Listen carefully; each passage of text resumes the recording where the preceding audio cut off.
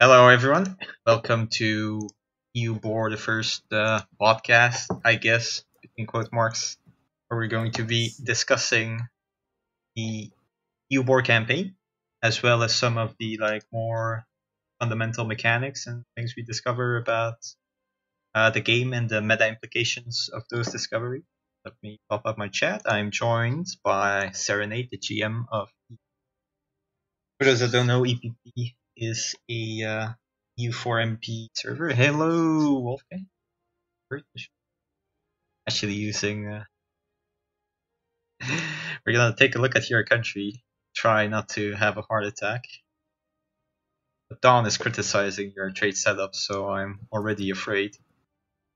Though it is Dawn. It is Dawn. So disclaimer. Serenade, you want to say something? Like hi? What do you want me to say? Okay, hi. We are gonna talk about those countries, I guess, and we're also gonna Wow. comment on the fact that I have no Renaissance, I guess. No, we'll get to that. Yeah, we'll get You, to you that don't you don't eventually. get to like put your foot in the door or whatever the phrase is. No, it's not. It's not. Yeah, whatever. Okay, so I guess we're gonna start Free. Europe. Yeah, let me just post my links. So I have the game. You guys should see the game. We're gonna take a look. We're gonna start with Europe. What we're gonna do is we're gonna discuss, just review the country, review mana efficiency, and so on. And I'm gonna give you day one moves of what you want to do as soon as the game starts. And then we're also going to be discussing. We're gonna make the tier list live, not writing, but just determine which countries are the best countries, relatively speaking, so far. And okay, just link in Discord. We're gonna post. What now? I'm just posting in chat videos. And in Green Skin Gaming. Good name. Oh, someone already posted in Green Skin. Very nice. Yeah, very nice. Thank you, Sword. Sword, true fan. Love you. All right. So first, with the country review, maybe you want to say a couple of things about the game in general last time, but then we can only talk about our relative experiences. I had a really great session actually, all in all, even though there was really good opening, yeah, even even though the super defensive alliance emerged to save Ego. What actually happened was so much better for me than whatever could have happened if I attacked Ego and won that war. So no complaints possible. Meanwhile, okay, you can talk a little bit about what happened to your country. What is there to say about my country? I fought like the rest of China with Shu, and yeah, we went from me being full sieged and getting stabbed plus looming bankruptcy to 100%ing like more than one opponent, so that was good. You did bankrupt after. Yeah, of course, we all bankrupted after. So why was your bankruptcy loom? How did you prevent the bankruptcy? I took all my loans before I was occupied, so it was okay. Yeah. Okay, so you were never really looming bankruptcy. You just had the icon, but you had a lot of funds. Loans, yeah. Okay. And you fought Liang, Wu, Yu, and Shun. Yeah, and we gassed them pretty much. Only Shu and you. Well, yeah. So it was me, Shu, and Korea versus Liang, Wu, Shun, and Yue. Korea helped you. Now that is interesting. Yeah, I gave him Hangzhou for it, so it's okay, I guess. You gave him what? I gave him Hangzhou. Hangzhou. The one province. Yeah. Okay. I mean, you say that, but you're obviously. Oh, okay. No, I see it. You gave him the province in Wu. I thought you talked about because there's a Jianzhou in Manchu itself. Yeah. Yeah, I gave him Hangzhou, so it's okay. Okay. I mean, he didn't do too much fighting. Like his main contribution was slowing down the opponents from carpeting me, so I was able to make it back. Anyway, it's a long story. We'll get to it, I guess. You can start with England. That's England doing England things, but actually not, because he's relevant in Europe. Holy fucks. Well, look at it. He has all of these provinces. All of this is vassal. East Frisia is this is just France did, right? Like whenever France did, this will happen with England. So Yeah, but no, like maybe he could get a couple of provinces in France, but he's actually aggressively going to Germany. So that I mean, I think you could do that even without mod. I mean, just depends on the England player, also right? can people comment on well you can, but you're much less like incentivized to do so. And like you can, but not many players do. Yeah, Is because do most people don't play England to their full potential. England is like one of the strongest starts in the game, and it has the potential to dominate Europe if you choose to play that way. But do most people? people think of England as the island country that goes full naval and like wrecks all the natives. And yeah, well, that's true. You can play England that way, but you can also play a very continental focus England, which is playable in vanilla, but it's just much stronger in the mod. Yeah, Because I think it's the kind of England gameplay that we want to encourage. I agree. I mean, you can do both. Like you can dominate the seas and still be a continental relevant power. I think in the mod. Yeah, but the thing about England is their army is never gonna be as strong as like France or Burgundy, of course. Like your main strength comes from scale, so you still need to do overseas stuff to ever have any kind of skill to compete with Hello, Oda. people with actual ideas. Yeah, Zetas really addresses Diplo. That's sure, that's true. Zetas actually, that's kind way of putting it. This Diplo is not like he is like overconfident in his Diplo and makes people poor deals.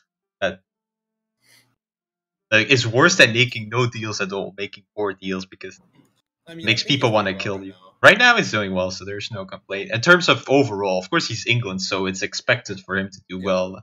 yeah. Now we want to see like how well is he doing given the relative strength of England at the start of the game. And obviously, the first thing that we're gonna look at is tech 777, so that's fine. Not much to say. But I'm not okay. So is he colonizing? Okay, he just started colonizing, so he Just actually rushed Diplotech 7 to colonize. yeah, Interesting. yeah. I mean that's fine, right? So Explo idea still has colonial range plus 50%, right? Like Yeah. you increase your speed of colonization, but not really, because if you finish exploration first, you can like you're a little behind at the start when your colonial speed is rubbish either way. Like how many colonies will he fit in this time frame where he finishes exploration No, the compared main to problem is he needs range, right? Because you need for England you need dip 7 and range to get to Canada. You don't have range yeah, at yeah, start, that I so get, you but need some time to start. what I'm proposing as a hypothesis or as a testing method to see whether this is worth it or not, because this way he's sacrificing mana efficiency, right? Yeah. Not just mana efficiency, he's also sacrificing the policy timing, Okay, yeah, right? so yeah, you're right. I think. And So so you're saying that in the time he can maybe get half a colony from the range, right? So he might as well save the points. probably more than half, but let's say one colony. Is that worth it? No. Even if it were two colonies, is that worth it? No. Yes, Portugal So thing. Oh, it's Portugal thing. Okay. at what point would it be worth it to rush Diplo over your exploration? If you can get like 10 colonies in the time frame, maybe, but even then, though. So I think in general we all agree that this is just not the way to do it, and it's better to be mana efficient and not rush the colonies. Like there's no It depends on how much. I don't, yeah, I think I'm in favor of man efficiency personally. I yeah. think. But even if there is competition with, say, Portugal doing a fair, like a fine job, we'll see colonizing. Even then, um, like if you're really going to have a very competitive game with other colonizers, then you just need to make sure that you have good naval superiority, and you achieve naval superiority by getting ID as well. Yeah. So, like if someone is colonizing, well, don't bother colonizing yourself. You just have naval superiority, and then you take over the opponent's colonies. What can they do? They can't do squat about it. So Yeah. yeah. Okay, so that's like one remark. In general, he seems to have wasted mana because he should have more mana than this. Yeah. Yeah. But this was like last time. We have to compare it to relative to last session. First session, we definitely saw that there were things incorrect. So from this position, it looks like he grew sort of normally. Like I mean, we also have to consider what's England's average ruler. I don't know. So maybe he just got really let's bad rulers. let's check it out actually. Yeah, I'm checking. So countries. Oh, the Fiash is super mana efficient. Yeah. So England's weighted rule average is 8.25. I guess it's below average, but he has 2.8. Yeah, I mean it's below average. 8.2 But is not great. I mean England should be able to afford really good advisors, so that should not be a problem. Yeah, okay. So he still is on Diplofocus. For the love of God. I don't think Diplofocus is wrong at this time. No, it is wrong. He is wrong. He hasn't finished his quality at all yet. He's not even close to finish his quality, and he's gonna have admin 10 before he finishes. How does he not care? He does care. Moral of Navy is 10% in quality. It's more important finish to get the naval superiority. And then he's gonna need to take like plutocratic next. I imagine that's what he wants. Yeah. So and like it's gonna be either plutocratic or no, it has to be plutocratic, right? It's the only one that makes sense. I don't see why. I mean, he could in theory do maritime, but I think plutocratic is better. Oh, you still have to always rush the military IDs. It's also a question of efficiency. That depends on Zay's strategy. I mean, if you still commit on the continent, then plutocratic is gonna be way better. But if you're gonna still convert into a maritime game and you give vassals to all mainland stuff and don't give a shit, then expansion or maritime is viable, kind of.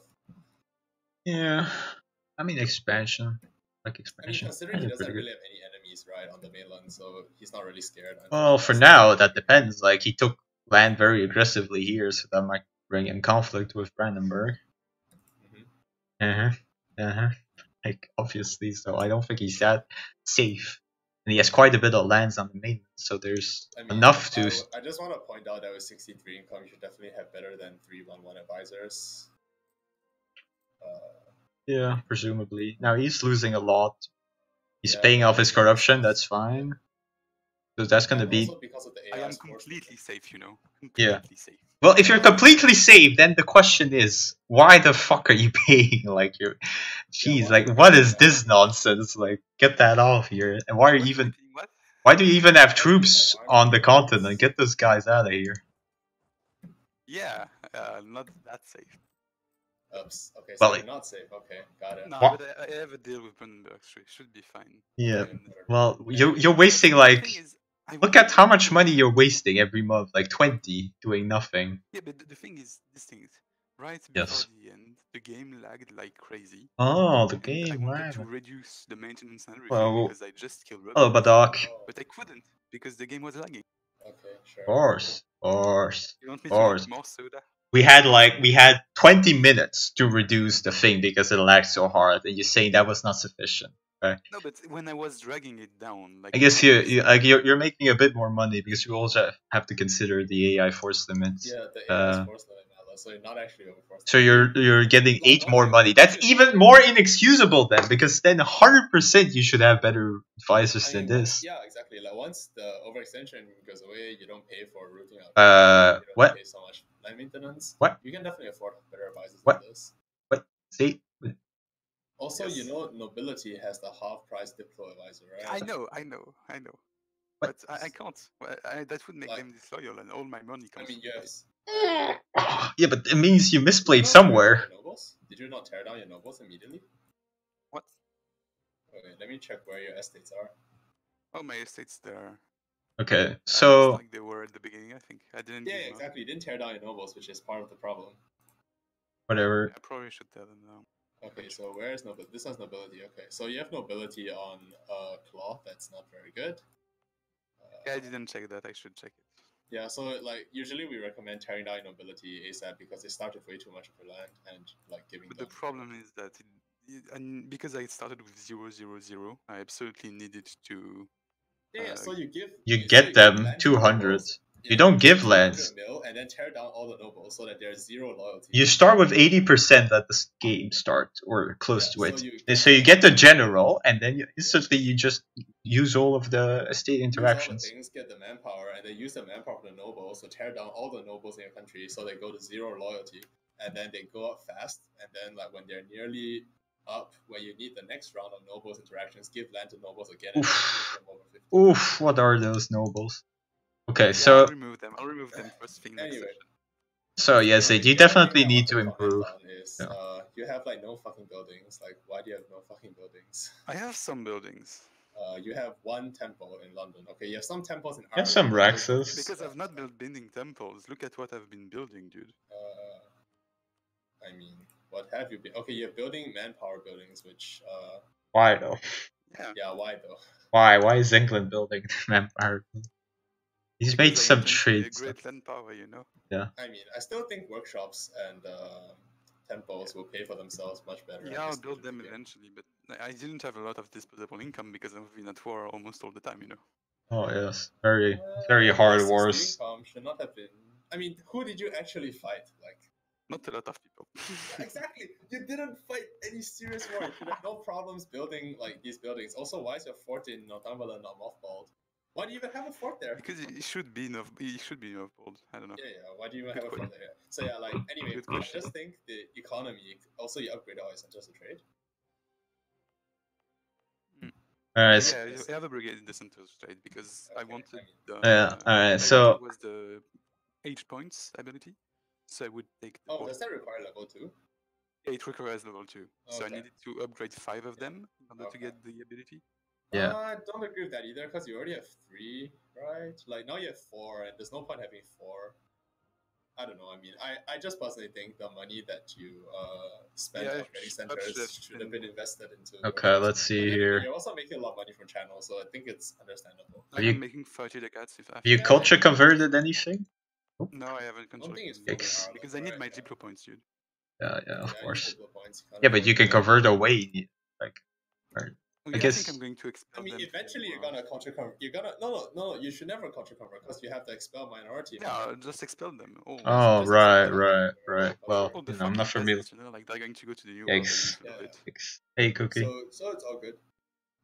Yeah, I just think the economy. All right, would be much Cookie. better. Yes, I'll build buildings next session and I'll get rid of the nobles. But yeah, the thing is, for a long time, the diplomacy in Europe was really not stable, and I didn't know if Purple would betray me like a cunt and attack me in the back. I mean, so let's check out these manpower buildings you're building. This province, this manpower building gave you I think like 500 manpower. I don't know. No, the lowest I've built is 700. Okay, Cookie. I reduced my my mic sound. I don't build for less than 700. Should I don't be really okay like now. barracks too early, except on your capital. Obviously, barracks in your capital is really strong, but I don't like spending barracks too early because, like, the opportunity cost, right, of not having workshops is a big deal. Because the other thing about workshops is it lets you take more loans, and that's actually a big deal early game in wars. Anyway, yeah. We wasted enough time on England. We have so many countries to go through, so I'm gonna give you day 1 moves so we can agree. Yeah. Like it's solid D tier country, basically. Fuck off.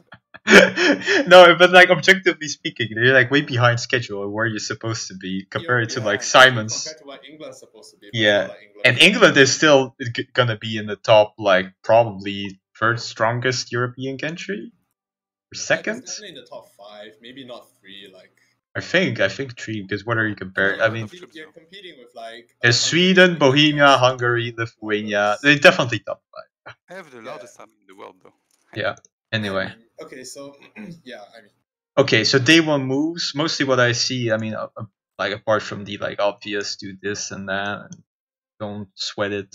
Probably don't need to spend this much money on corruption because you're like reduced. You're ahead in tech. So Wait. What's going on here? Oh yeah, the overextension. Yeah, you don't need to sweat that overextension. It's gonna go down naturally. So you can probably just do this, not give a fuck, and you can hire better advisors. You have +2 advisors. I had actually a 3-3-2 advisors for a while, but then I had So money problem. then the question is, first of all, you need to remove some of the estates because they're not positioned. Also, you should definitely get the half price level 3 Diplo advisor. Yeah, in Diplo, you think? Yeah. Okay, so yeah, there's a half price Diplo advisor. It's 5.6 ducats for 3 Diplo. Why would you not take that guy? Yeah, I'll take that. Yeah, I should definitely do that. Now, these 2 estates are terrible. Get rid of them somehow. You'll lose a lot, but just make sure the next session we don't see this again because these cannot be given there. You give it just when you're giving your estate, just look at the trade goods map. You probably have like these provinces. Those should be your nobility, and if not those, then you give them to these ones. Okay, I'll do it. But apart from that, is the question is, could you actually get this? Like, I don't want to see this. Like, it's inexcusable. You should always make sure that you can have your thing Green should always used. be nobles. Yeah. No, the burgers. Like, he didn't use the burger estate interaction for the 150 Okay, so the diplo. burger's estate is because I had some random event where I lost 20 loyalty on the burgers, and I had no choice.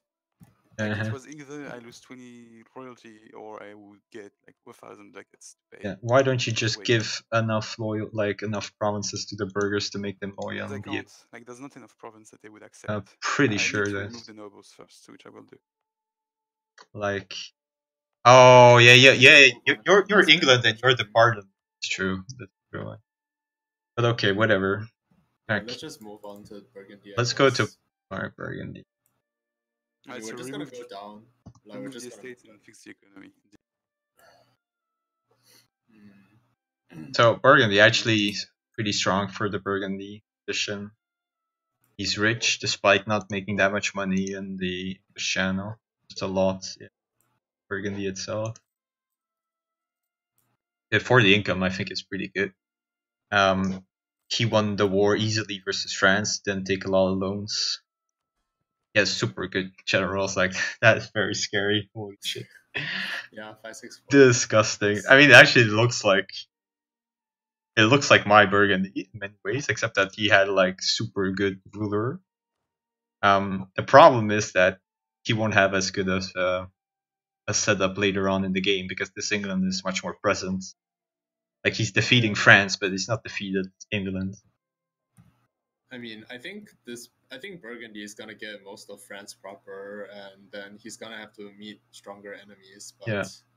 I think for now he has a good game. He has a good game, definitely. But like this is the problem, Burgundy. He looks very strong, but then you look at number of provinces, and he's got 28 provinces, and he's gonna take some of these French provinces. Yeah, but the thing is, that's just timing, right? Like if you're strong now, you use that timing to get more land later from people who have a lot of provinces and are nowhere near have the same amount of strength. Yeah, except that this is not a position where this happens because everyone here. You're in Europe, yeah, so no one. It's Italy. They have the same thing as you. As Iberia is the same situation. So like he's going to go into Brandenburg. That's where he expands, or he has to fight Bohemia. He's either going to go Germany or Iberia or Italy, one of these, and it doesn't look like he's going to have a strength advantage over any of these people, to be honest. Yeah. Maybe Iberia because Aragon is one idea, but compared to his immediate neighbors, he's not like super strong. Yeah. Also, this triggers me. Like, why isn't this taken? Like, he's saving for military tech 8. Why doesn't he just take the ID? He doesn't have enough for military tech 8 is a bit bad, yes. No, but like he could just have the thing, and then he instantly unlocks 3 policies. Like, clearly that's worth it.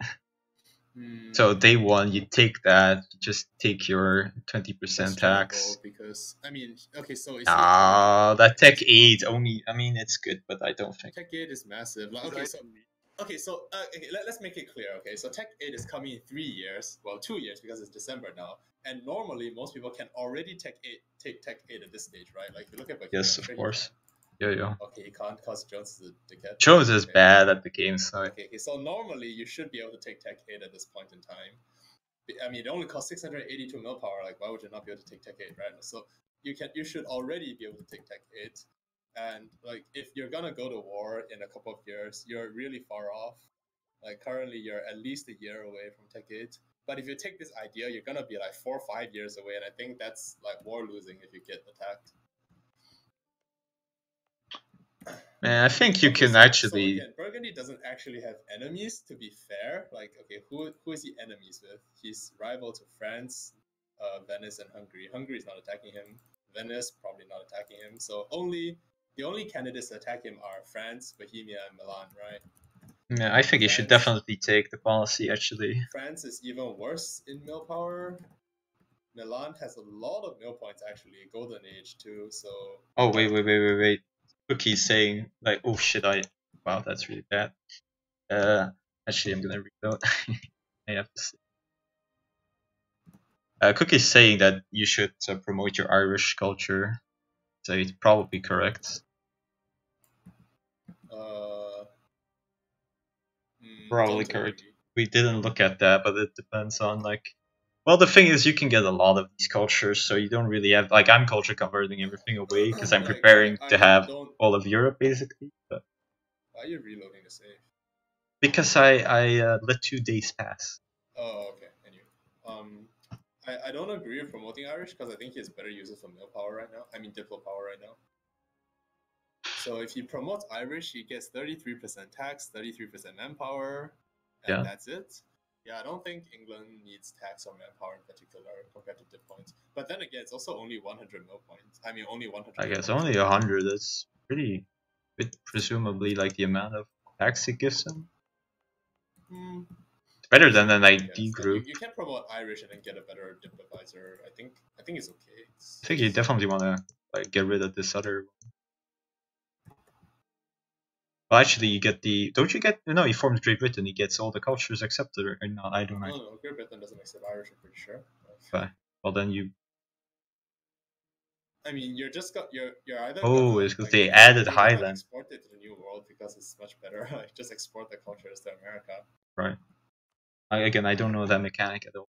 Say anything about Yeah, it? it's superior culture conversion. Like it's just much better. Okay. Now, so Burgundy's doing okay in IDs, but actually not that good considering how good his rule have been. Like, yeah, the 555, then the 560 should be ahead on the IDs. Yeah, let's check out Burgundy's ruler average. So Burgundy's ruler average It's is insane. what's Lawsuits. this Burgundy? So Burgundy's ruler average is 12.26. Yeah, so like he should be higher than this. So if you have 12.26, yeah, I would reckon you should have at least one complete group by now, probably about 8 ideas. Yeah, something like that. There's no professionalism. Okay. Still has oh, it's not finished. The next thing is Vassal. That'll be done sooner. Yeah, I mean, so obviously for Burgundy, the next goal is to annex your vassals and like eat France and have a good game. Like, there's nothing much to say here, I guess. Well, we could look at like the estates. That was probably decent. I mean, he needs to take money from burghers. That's the only thing I can see now. But he can't give them any money. So I mean, he can't give them any land. Can he? Like, I mean, what you can do is you can give a lot to burghers, but that's kind of spooky. Like, you don't really want to do that. You can give Cambrai to burghers and take money. I think that sounds like a good deal. What happens if you give Cambrai to I mean, with Burgundy, it's like where you put your estates. Actually, all your provinces are very valuable and have good trace goods, so there's no like I mean, obvious min okay, max. so Cambrai is grain into coal, so I don't know what they want to give it to burghers. Maybe, maybe not. But I think giving some land to burghers and then taking money might be a good idea. But that's the only thing I can think of at the moment. Otherwise, it looks good. Let's go to Portugal. Also, I guess you should use the nobility's generals. Like, there's no reason not to roll another general. He has 3 out of 4 leaders, so you should just roll the general every 10 years. There's no reason not to do that. Yeah, I agree with that. Always use the general. It's also a question of like, unless maybe you already have a lot of events, giving Yeah, I mean, influence. if you're capped on generals and you have good ones and you don't want to fire any generals, then I guess you can don't roll. But if he's not capped Even on then, generals, you so can. there's no reason not to roll. Okay. So let's look at France. I don't know whether France is coming back or not. Like it's okay. So disclaimer first. It's not a dead country. If this guy has more mill points, but He has quality now. Didn't he have innovate? no, he has quality. Like I mean, holy shit, Poland went innovative first. Anyway, that's Yeah. okay. So France has. Okay, so France actually is not a dead country. Like he still has 380 dev, has a lot of land, good forts set up. If he fixes a hole in his fort line, I mean he has a good fort set up. Yeah, you should. This fort does nothing. Put it like in the. I mean Anjou. I mean she should not have a fort in Leone. I guess put it in Auvergne and Dauphiné. In Auvergne, in the mountain. Obviously. I mean, yeah. So. Income is not terrible. It probably actually yeah, is. So basically, like France, obviously much weaker than before, but France is not a dead country if he can get like more mill points. But the problem is, doesn't look like France can get more mill points. Like if you don't have any more mill points, this country is basically dead because something like I think he had innovativeness last time, and he like removed the IT group, and he's still on admin focus and not on military focus. Like Did he have The player clout? changed too, guys. Yeah, The player of France changed in mid-session, so that yeah. ruined So everything because the first player had plans in some depot with me and Burgundy and other people, but that wasn't Oh. followed up. I don't know. okay. Anyway, So I France actually is don't think bad mainly France is because, gonna survive because the ID group disadvantage is too big. Even though like, okay, purple is yes, not as the ahead idea as it should be. disadvantage is pretty big. The fact that he has no mill points is the main problem, and he's on admin focus. He can't change the mill focus in a really Yeah, long time. Like, he just changed 20 admin years. focus to in Oh boy. March. Yeah. So I think the AI did that. Did the France player leave, or was it a player at the end? Anyway, Eight. Well, regardless, yeah. like, France is not in a good spot because he has terrible mill power deficit. That's really unfortunate. Oh. So unless you can get some really good diplo going, I don't see France making a comeback here. Yeah. For some reason, Aragon defended France. I'm already like question why? Because I mean, Aragon wants to take those yes, I mean, provinces here. yeah, it's questionable, I guess, because Aragon should just get the Genoa stuff for himself. I Yeah. don't know, but And I don't maybe see okay. Anyway, we'll talk about Aragon later. But basically, France not in a good spot. So, what's the potential for France to recover? Well, potential for France to recover. Yikes. I mean, okay, so I guess best case scenario for France is probably to strike a deal with some people to protect you. Like, who is gonna be enemies of Burgundy? So maybe Bohemia. England. Yeah, Bohemia, England. So you need a deal with somebody who's enemies of Burgundy to protect you, right? Yeah, That's the Italians that's the only way actually. to survive right now. You want to strike a deal with Milan, presumably. Yeah, or you can just give up stuff. Yeah, like, or maybe, yeah, but Can't afford to give up. basically, You can afford to give up this stuff, but like for give up Brittany. if you're England at this point, you're not like committing to help France versus Burgundy. You much rather just take the scraps of France and let Burgundy eat and not care. It depends. I mean, I actually have a deal with Burgundy.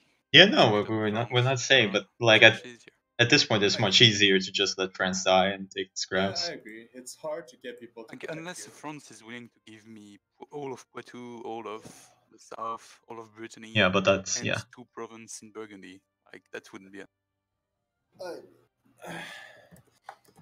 Well, yeah, I guess Anyway, not much to just talk. yeah, Not let's much go point to talking too Portugal. much about France now, since like. Alright, so they finished splitting Portugal and Aragon. They finished splitting Iberia. They made a good split with nice states. So I mean, one of the things I think that's this is a pretty questionable split because Aragon why. wants to form Spain, right? Surely that's his game plan. Well, isn't he forming? Like, okay, well, he needs the one province He in. needs a lot of things. He needs Sevilla. What else does he need? He needs Sevilla and Salamanca. Okay, he only needs 2, so it's not that bad, I guess. But Yeah, I don't think it's that bad. Cáceres, I think. He well, needs he only needs Sevilla and he only needs Sevilla one and here, Salamanca. Salamanca. Yeah. Oh yeah. So So I guess, yeah. the Okay, one thing that surprised me is that like Portugal's collecting for both of them, but for some yeah, reason, I mean, Aragon is paying him to go. yeah, exactly. Like, what the fuck is going on? Anywho, Portugal making a good amount of money. He's a bit I mean, poorer than he should be, I think. Yeah. So let's look at Aragon. So Are you looking at Aragon? I'm looking at Portugal. oh, you're looking at Portugal. Sorry, I thought we were doing Aragon first. Let's do Portugal. So he's a bit poorer than I expected. Still, he's having a good profit, but that's. Why does he get income from Venice? Venice is a nice guy, subbing people in need. Yeah, but why would you sub Portugal? Again, what is this nonsense? Also, why doesn't he give the Grand Shire? Like, there's no reason not to. He has way too much burgers given like to his land, so he needed to remove some of them at some point. Yeah, Grand New Charter definitely should do that. Yeah, I'm actually considering like he has so much land given to the He burgers, also doesn't. and he's not Wait. expanding this He burger. took the extra dev on colonies instead of settler growth. Yeah. Thinking emoji. And he has bad fortunes minus 10%. So really, his thing is ridiculous. Yeah, but it's a bit of a problem. I think. Serenade. The thing is, he can afford that because no one else is going to colonize where he colonizes, and we have a deal. So No, as in he's colonizing Brazil. I know, but he should take colony growth instead of development of the colonies. Like, You know, if I wasn't biased, Cookie, I would probably say day one move is remove these dumb subs. But I'm very bad, so keep the subs short. Yeah, I like would it be worth for Portugal just to like take demand diplomatic support with 200 points and remove all of his burgers? No, right? But I'm thinking about it because it's so much percentage of his land is already given to the burgers. I mean, I don't think there's a problem giving land to the burgers, to be honest. They do give you trade power in Sevilla, so it's okay. Like, it's not terrible. He doesn't need the Okay, trade I power guess in you could remove Sevilla. coin draw from burgers, but I mean, I don't see a problem. Yeah, but if he with that. removes a single one, he's at minus 30 or 20. So Yeah, like exactly. if he So removes that's any, the burgers. if he removes any, he removes all of them. So that's why my question is like because he can't take diplomatic support. Like let's say he wants diplomatic support, he puts an admiral on, he takes the 100, and then he's at 28. He might as well remove everything and re-put it. I guess, but yeah. But Oh, then yeah, you're if you want losing. diplomatic support, then of course you're removing everything. That's correct. But would that be worth it?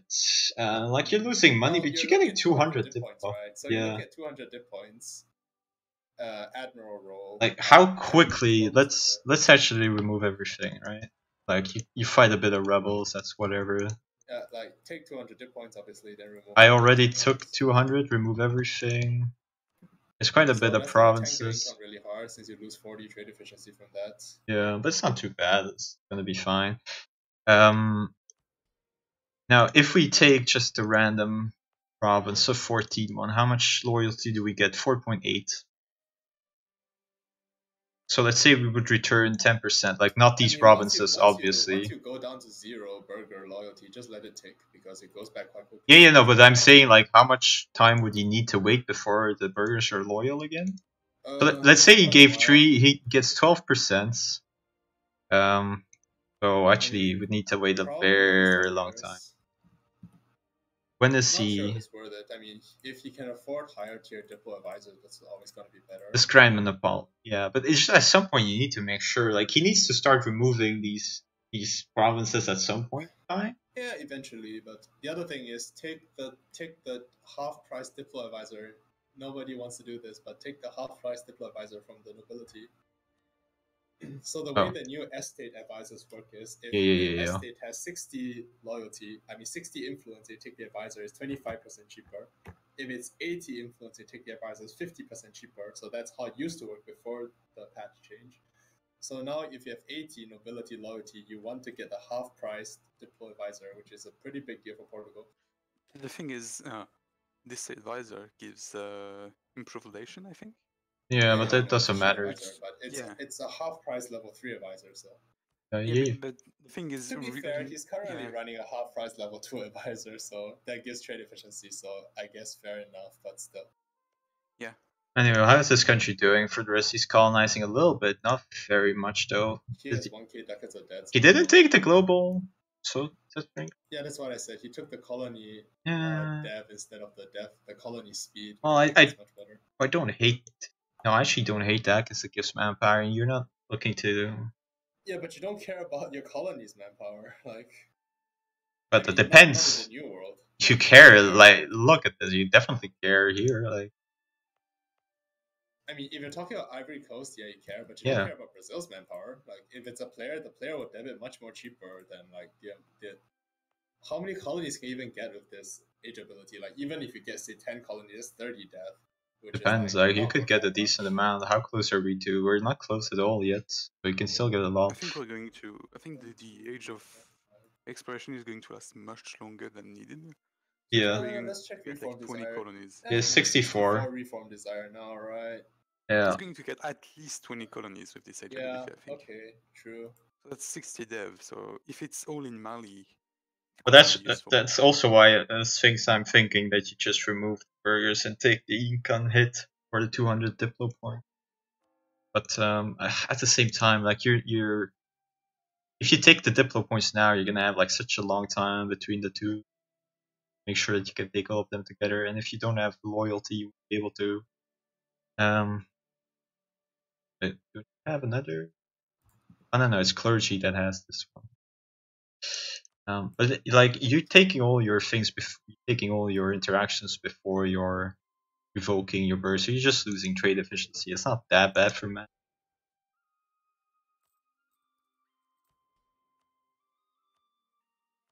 Oh, you're also annexing a vassal. That's where the dip power is going. But I mean, it should be fine since Portugal, rich country, can afford advisors.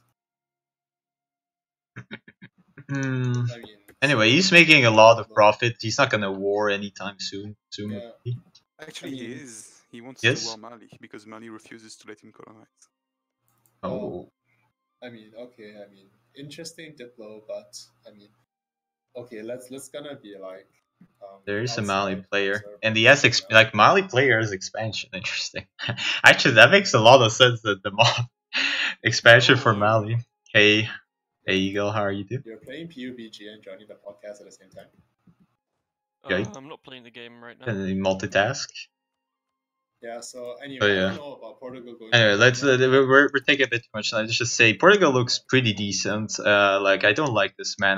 There's probably a reason why, but like you should definitely aim for that to not happen.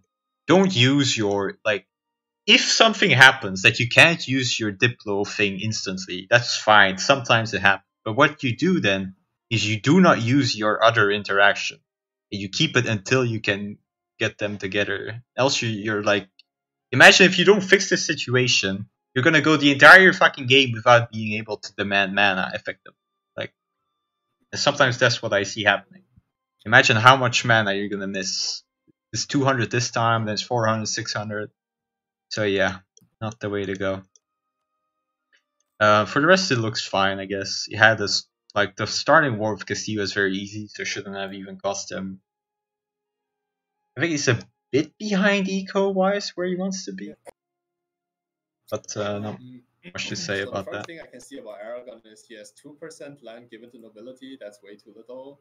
No. It depends. Oh yeah. If they're unhappy, Like, yes. just give them land so that you make them like okay. So He also can just demand military power right now. there's not the generals. You're lagging. He's not taking mill points. Why?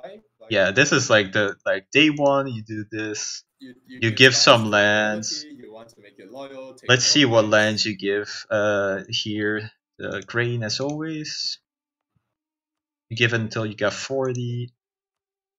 Alright, good. We have 40. For some reason, we also have a purchase stuff. Purchase nothing yet, so we you want to purchase get to 75 nobility, adaptive loyalty, terrain. I mean, You first start by getting the general, since general is always the 150 same. mill points, road general, yeah, because Then we take the honestly, advisor. Aragon, all things considered, is a decent country. They have okay income, okay dev. They have no buildings for some reason. Again, why You does probably Aragon give have it. no buildings? Yeah, wait a sec. We can probably give a bit more than what I just showed. Aragon also has 9 inflation from the gold mine. Like, Well, I mean, who cares about that? That's fine. And yes. then after this, you probably take like. Is Discord dying? Because I can't really hear your voice distinct. Yeah, Discord is having some issues. So you give these 4 provinces, you get a nice 10%. Your guys are happy. You take the thing. Rest is okay, I guess. You're on military focus. That's good. You have. Wait.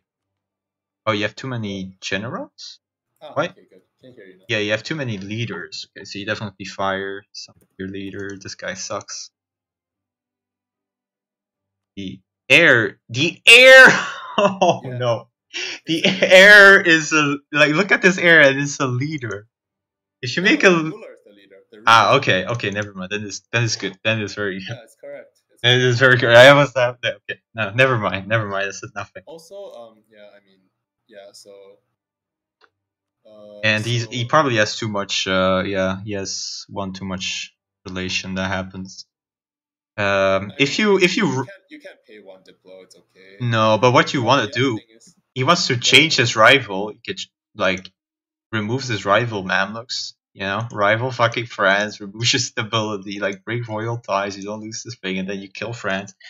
And East Clap Gaming, you're gonna have a lot of power projection. I also didn't take a look at power projection.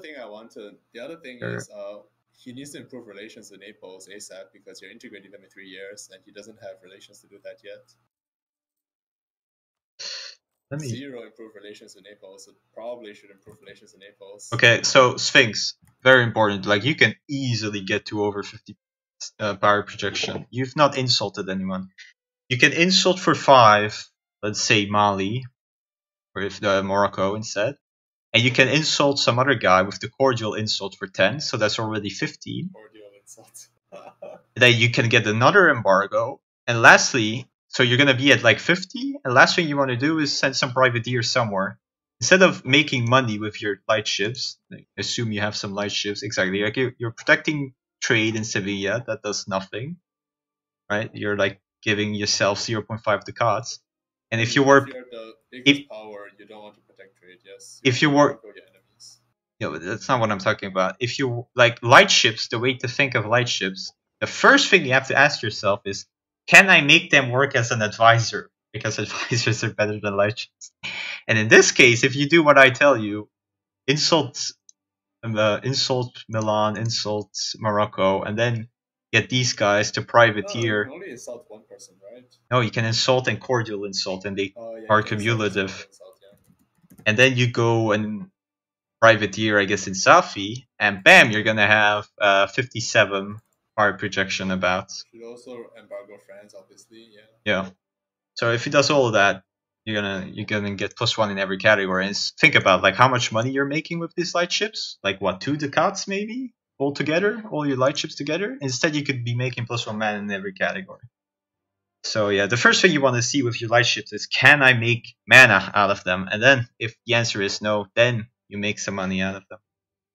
All right, good. Aragon. So Aragon looks okay, I guess. Like that military point is unexcusable. Like, I mean, the fact that they have one idea is really bad. wait, he only has one ID. But I mean, I get that they had a 410 for a while, but one idea is No. really Like, at this stage. Yeah, you compare it to my Burgundy, which was the super unlucky country in terms of leaders, and I still hit every timing in terms of IDs and stuff.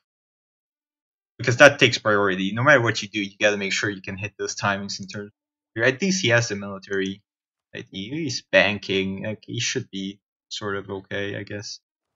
Long term, he has professional. I mean, Aragon also has no buildings, but I guess it's gonna fix itself over time. The buildings is not that important. He has loans though. Yeah, because he was fighting Portugal. Portugal, no, Burgundy. You mean? He was fighting Burgundy. Yeah. Yeah. Okay. That's just a questionable Diplo decision. I'm not sure what to say about it. I would have killed France, but yeah. I guess that's like player choice.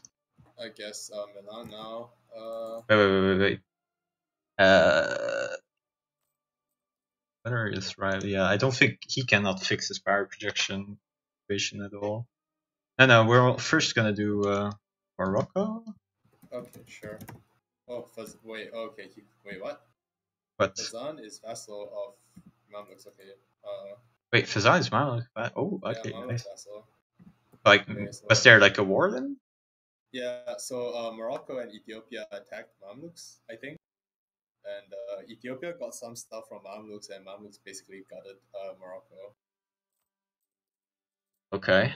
So what happened was oh, nice 5/6. I vassalized Fazan. Yeah. Most of Tunis, like Mhm. the coast, and yeah, then Morocco attacked with Ethiopia.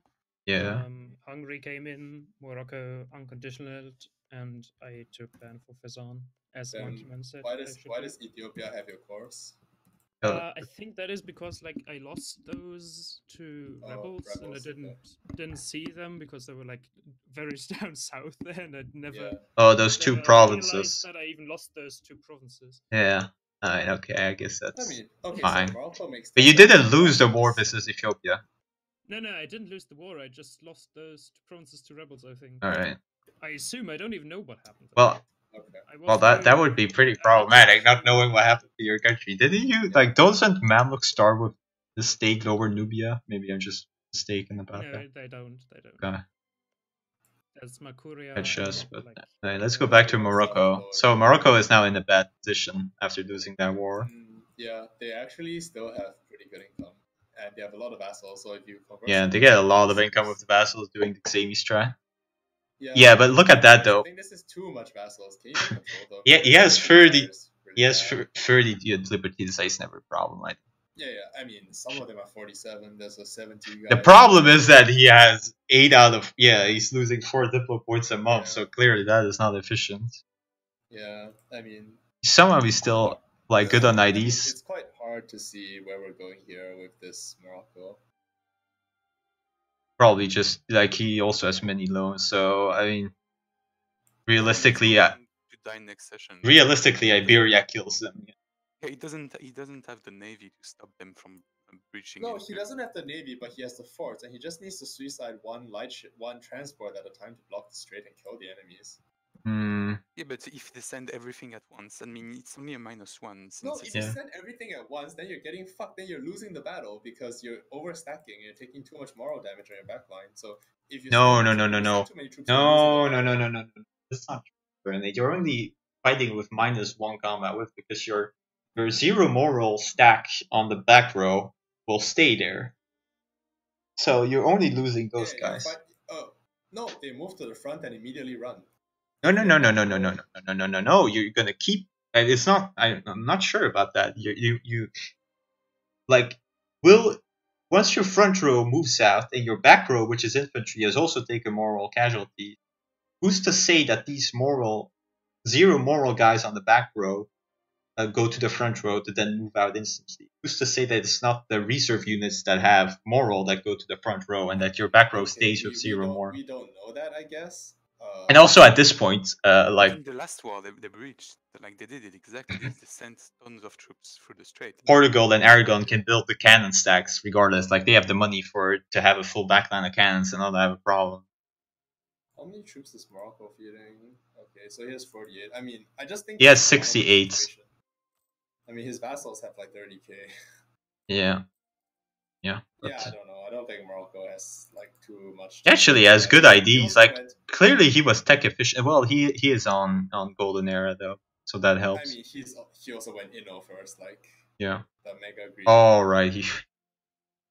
Okay, yeah, never mind. Then it's actually way worse than I was looking at it. Yeah, so it's hard to see where Morocco's going, to be honest. Like he's 777, yes, but to be honest, what is this 7 tech Diplo doing? It's not doing anything.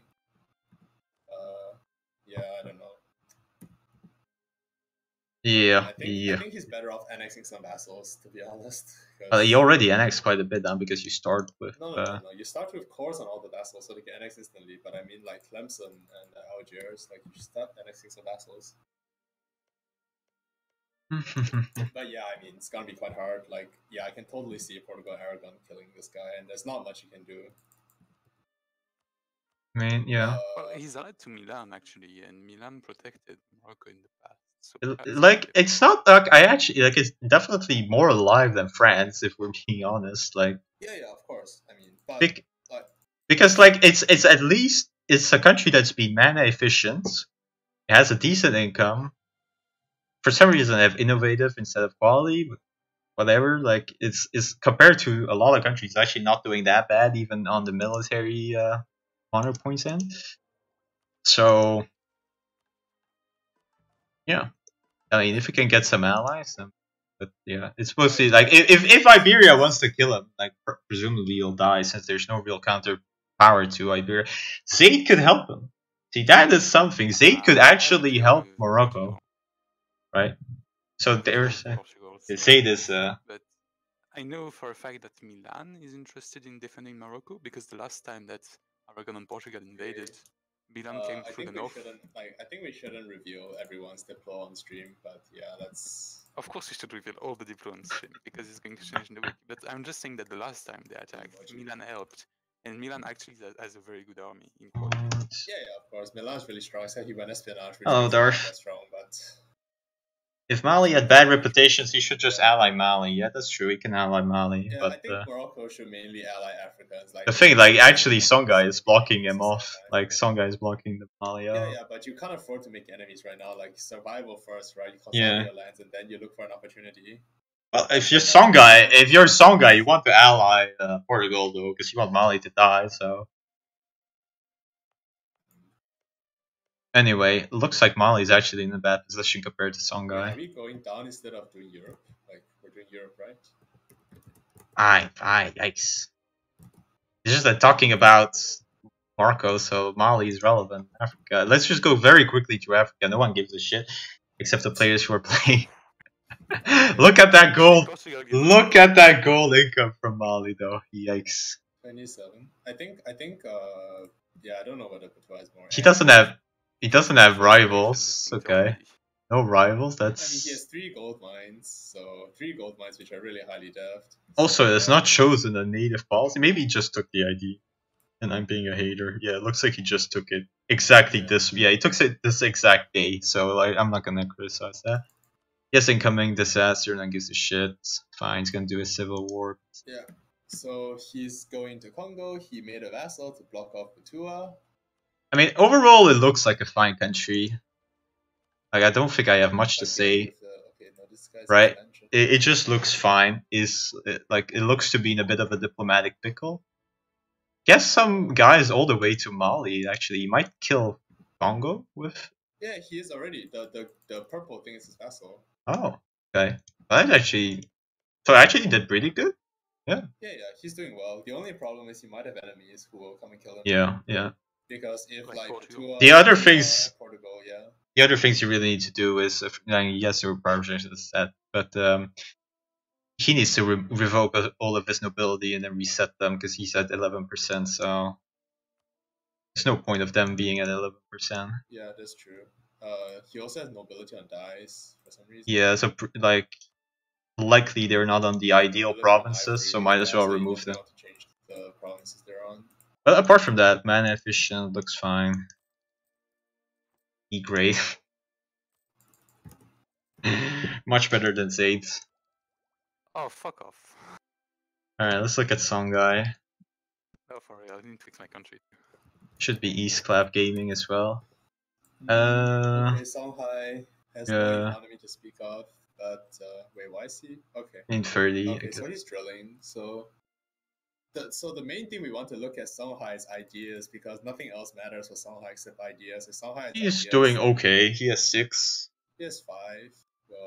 Well, he can take. Well, I mean, okay, so if he's gonna be allied to Mali, you just never take Miltech and fill out his ideas. So I guess yeah, he has 6. Okay, that's fine.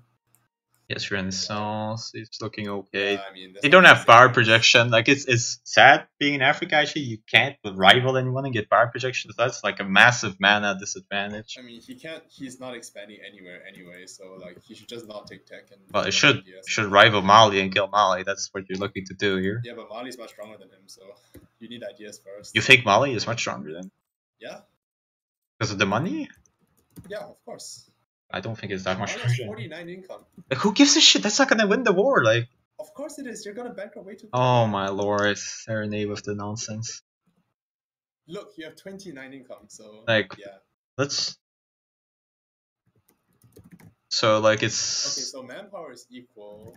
They both have a lot of army But professionalism. It's all gold mines. So Also, Songhai has a quality. Gold mines, so you can't get to the gold mines. Songhai has a quality Okay, advantage. well, you can't get to the gold mines for a year, and after that you. Like Songhai is winning this war if it's. And then you have by, gold mines yourself. It's also a question of. Some guy wins the war if they Yeah. for real. Well, they both have 50 power projection. Hard to say. I mean, not power. They have 50 army tradition. Yeah, but Songhai has 10% like combat infantry combat Yeah, but ability. Mali has 5 discipline, right? Oh, he doesn't have. No, it. he doesn't have it. I think Songhai can probably win. That's the best bet at this point. At this point, and also Mali gets attacked by Portugal. So guess what? Songhai obviously comes out on top. Even maybe. I mean, if Mali's getting attacked, then of course Songhai is better. But even one-on-one, if I'm Songhai, I'm declaring one-on-one like basically and just saying, okay, like I'm wasting my time here. Let's kill this opponent and get rid of it. Better early than later. Okay, let's go to what now? Milan, I guess. Oh yeah, it's you want to do the rest of Africa. There's no. We'll just go down. Okay, fine. Tag. What's the Congo tag? Actually doing pretty good. The Congo is dead, right? So no need to. Alright. So Butua, what's the tag? RZW. RZW. With good old Simon things. Yeah. This will be 3 hour stream, very optimistic. Yeah. Alright, again with all the money in the world. So let's just look at tech because yeah, it was the single player. 757. Single player stuff, so that's fine. Yeah, not really. He's going exploration. Interesting. He's going exploration. Wonder where he's gonna like colonizes everything in it, but like I think it's just exploration 1 to colonize the. Yeah, but then why doesn't he take expansion like the other guy It's a did? diplo idea group, right?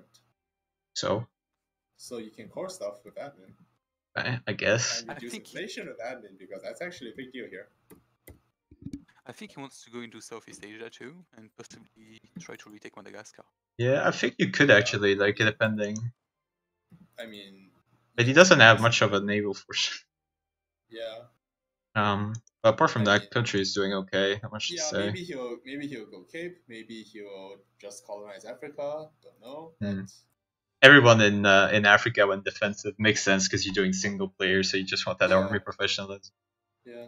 He's already finished, but he's been cut off from Congo like really aggressively. So actually, Mali is dying. Yeah, like this is a no-brainer. That's the other thing I said. Like Mali's going to attack by Songhai. I mean, if Mali's getting attacked by other people, then Songhai obviously just kills them. But all right, let's look at Oman. Okay, we should actually look at what Simon can do. I don't think he can do like his. He can establish new world colonies. Why doesn't he? There you go. He's clap. I guess he has like minus 10% or something. No, not even. Might as well do that, I guess. All right, let's take a look at Darf. Oman.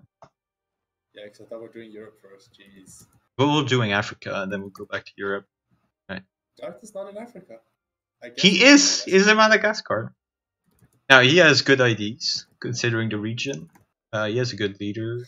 Second good leader as well. Yes, okay. Full explode mode. He's making his way over like Madagascar. That's interesting. But is he colonizing? He's gonna go for America? Is he not going for Cape? I think he is going to go for Cape. Mauritius and Andaman. It's interesting. Not doing Cape. He's not using all four of his. Not using all four of his.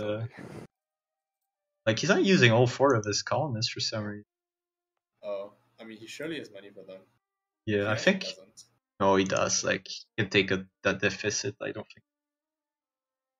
He does have a. He actually already has 5 loans, so maybe starting to be a bit conservative. Yeah. But like he gets more money here. The burgers are gonna be happy very soon. Yeah, I mean. I can impose. If he's not teching anytime, well, he's teching soon. Once he's not teching, get that general. For the love of God. Even if you fire him, it's fine. I mean, you also want manpower recovery, also a very big deal. You want your loyal estates to be over 60. No, you just want to make sure, because like when you're running like the low province count, which is like the most efficient way to keep, if you can get away with it, to keep your estates loyal. But then you need to make sure to every time you can use the interaction, use it, because if you don't, then you're gonna fall under 40%, and then you're first going to have to re-give a lot of provinces to then be able to take the interaction. So you want to make sure that you always use your interaction. You probably also want to take this guy, because like you're never getting to 100%. So might as well just make it so you can take it. Of course, in this order, so that you get the discount in case you want to use the discount. Though I don't think you want to recruit better advisors, because you don't even have the money for this. Also, the same here. You can definitely get the power projection up by insulting your rivals. Easy double insults. You don't even need to use your light ships as privateer. You could. Well, I imagine Darth will get show strength of Akuyunlu if Akuyunlu is dying. So yeah, but like he probably had like 2 years or something or 3 years of bad power projection, which there's no reason to. He could have just double insulted Galen. Yeah. Galen, okay. But apart from that, is country doing Darth Dan stuff? Let's go to, okay, maybe I should look at the like estates. I think the estates are gonna be okay actually, considering he gave basically nothing to nothing. Yeah, that's almost optimal. Alright, tag Ethiopia. Ethiopia and Golden Era. Trying to kill Mamluks, I guess, or survive. Yeah, keys. Well, I mean, so Ethiopia, a lot of ideas. Doesn't have military. No, both. I like to Butua actually. Ethiopia and Morocco started their golden eras later. I'm guessing. So Simon is just gonna deal with Mali first, and then we'll see if he even tries to deal with. Well, I mean, Okay, so we should have a good tech because he's in golden era. Yeah, looks. Ethiopia has really good ruler average also because of Ethiopia. Yeah, he has good Ethiopia has IDs. 13.5 ruler average, so. But then it's like a slightly behind where he wants to be. 13.5 plus Ethiopia plus golden era, so I Yeah. guess 9 ideas is pretty, like, it's below average, but it's okay, like, it's not terrible. But I mean, country looks good. It's a good country, 50 income. 54 provinces, like 50 income, holy shit. So it's actually a very strong country. Buildings, but it makes sense because all his buildings are shit. Yeah. He has some manpower buildings. Where's his capital here? He's running really good advisors. Look at that, running really good advisor, +2, +3, +2. Discount advisors at that. Yeah, I mean, that's really good. With the advisor cost reduction, so that's smart. Using the policies well, he hit the timing with the defensive. That's why his country looks good, partly. So yeah, I mean, not much to say. It looks like a really good country. Well run, move, everything is good. The estates, these are unhappy. I guess he had a bad event that happens. Yeah, even where the estates are at, all looks pretty good. This, I guess, I want to get rid of at some point. This two here. You can probably like yeah, you can make a donation to get rid of some of the poorly positioned estates, like while he's at it, culture converts if he wants to culture convert while he has the clergy happy, if he can get these well. Because these provinces are not great. We can remove these guys. Oh, he didn't take the discipline either. Yikes. Okay, so Ethiopia took core creation cost and manpower recovery for the blessings for some reason. Instead of 2.5 discipline. Yeah, well actually you don't even need to give more, so you just do this presumably, and then whatever you take a loan, you pay the loan. Like I like using my like this option is so good where you can exchange or make generous durations to get a good estate set up. Alright, looks good. Looks good. Tag Mamluks. Tag Mamluks. Six Mamluks. Expanded, consolidated Anatolia, expanded here. That's actually interesting. Or because you're steering towards it, so you're reducing the amount you're bleeding. Collecting in Constantinople and Alexandria, okay. Seems good, I guess. Maybe you don't actually collect in Alexandria and put a merchant somewhere? I think the best idea now for Mamluks is to make a trade deal with Venice because you get way more money out of this. I think it's fine, whereas the thing is, for some reason it doesn't have a naval doctrine selected. Why? I mean, what? Mamluks? Yeah. It doesn't have enough boats either, like, where is his boats? Make more naval doctrines cost 145 ducats, okay. Yeah. But he's not running any boats, he should be running boats. Like, what are these galleys and stuff? What do these do? Just make light ships, that's what he wants. He wants to have, like, 40 light ships, protect the straits, or get the privateer once you're gonna need it. Yeah, I mean, so Mamluks as states have problems. Like, I would just fucking scrap, like, why bother? Fuck those guys. That way you don't pay for your thingy.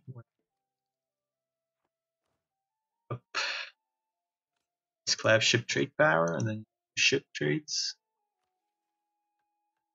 Life. Obviously, you're taking that +1 trade guy. He's already focused towards admin. Debatable, actually, because he's not yet finished quality. And he's gonna have admin 10 tech fairly quickly, so... I mean, he should be able to switch down. Yeah, so he can switch already. Oh, he can switch already next year. Okay, then it's fine. Yeah, Monkey said I should do admin focus instead. Oof, what is... At the start of the session, he was behind in admin, with like no admin points. Yikes, what is going on there?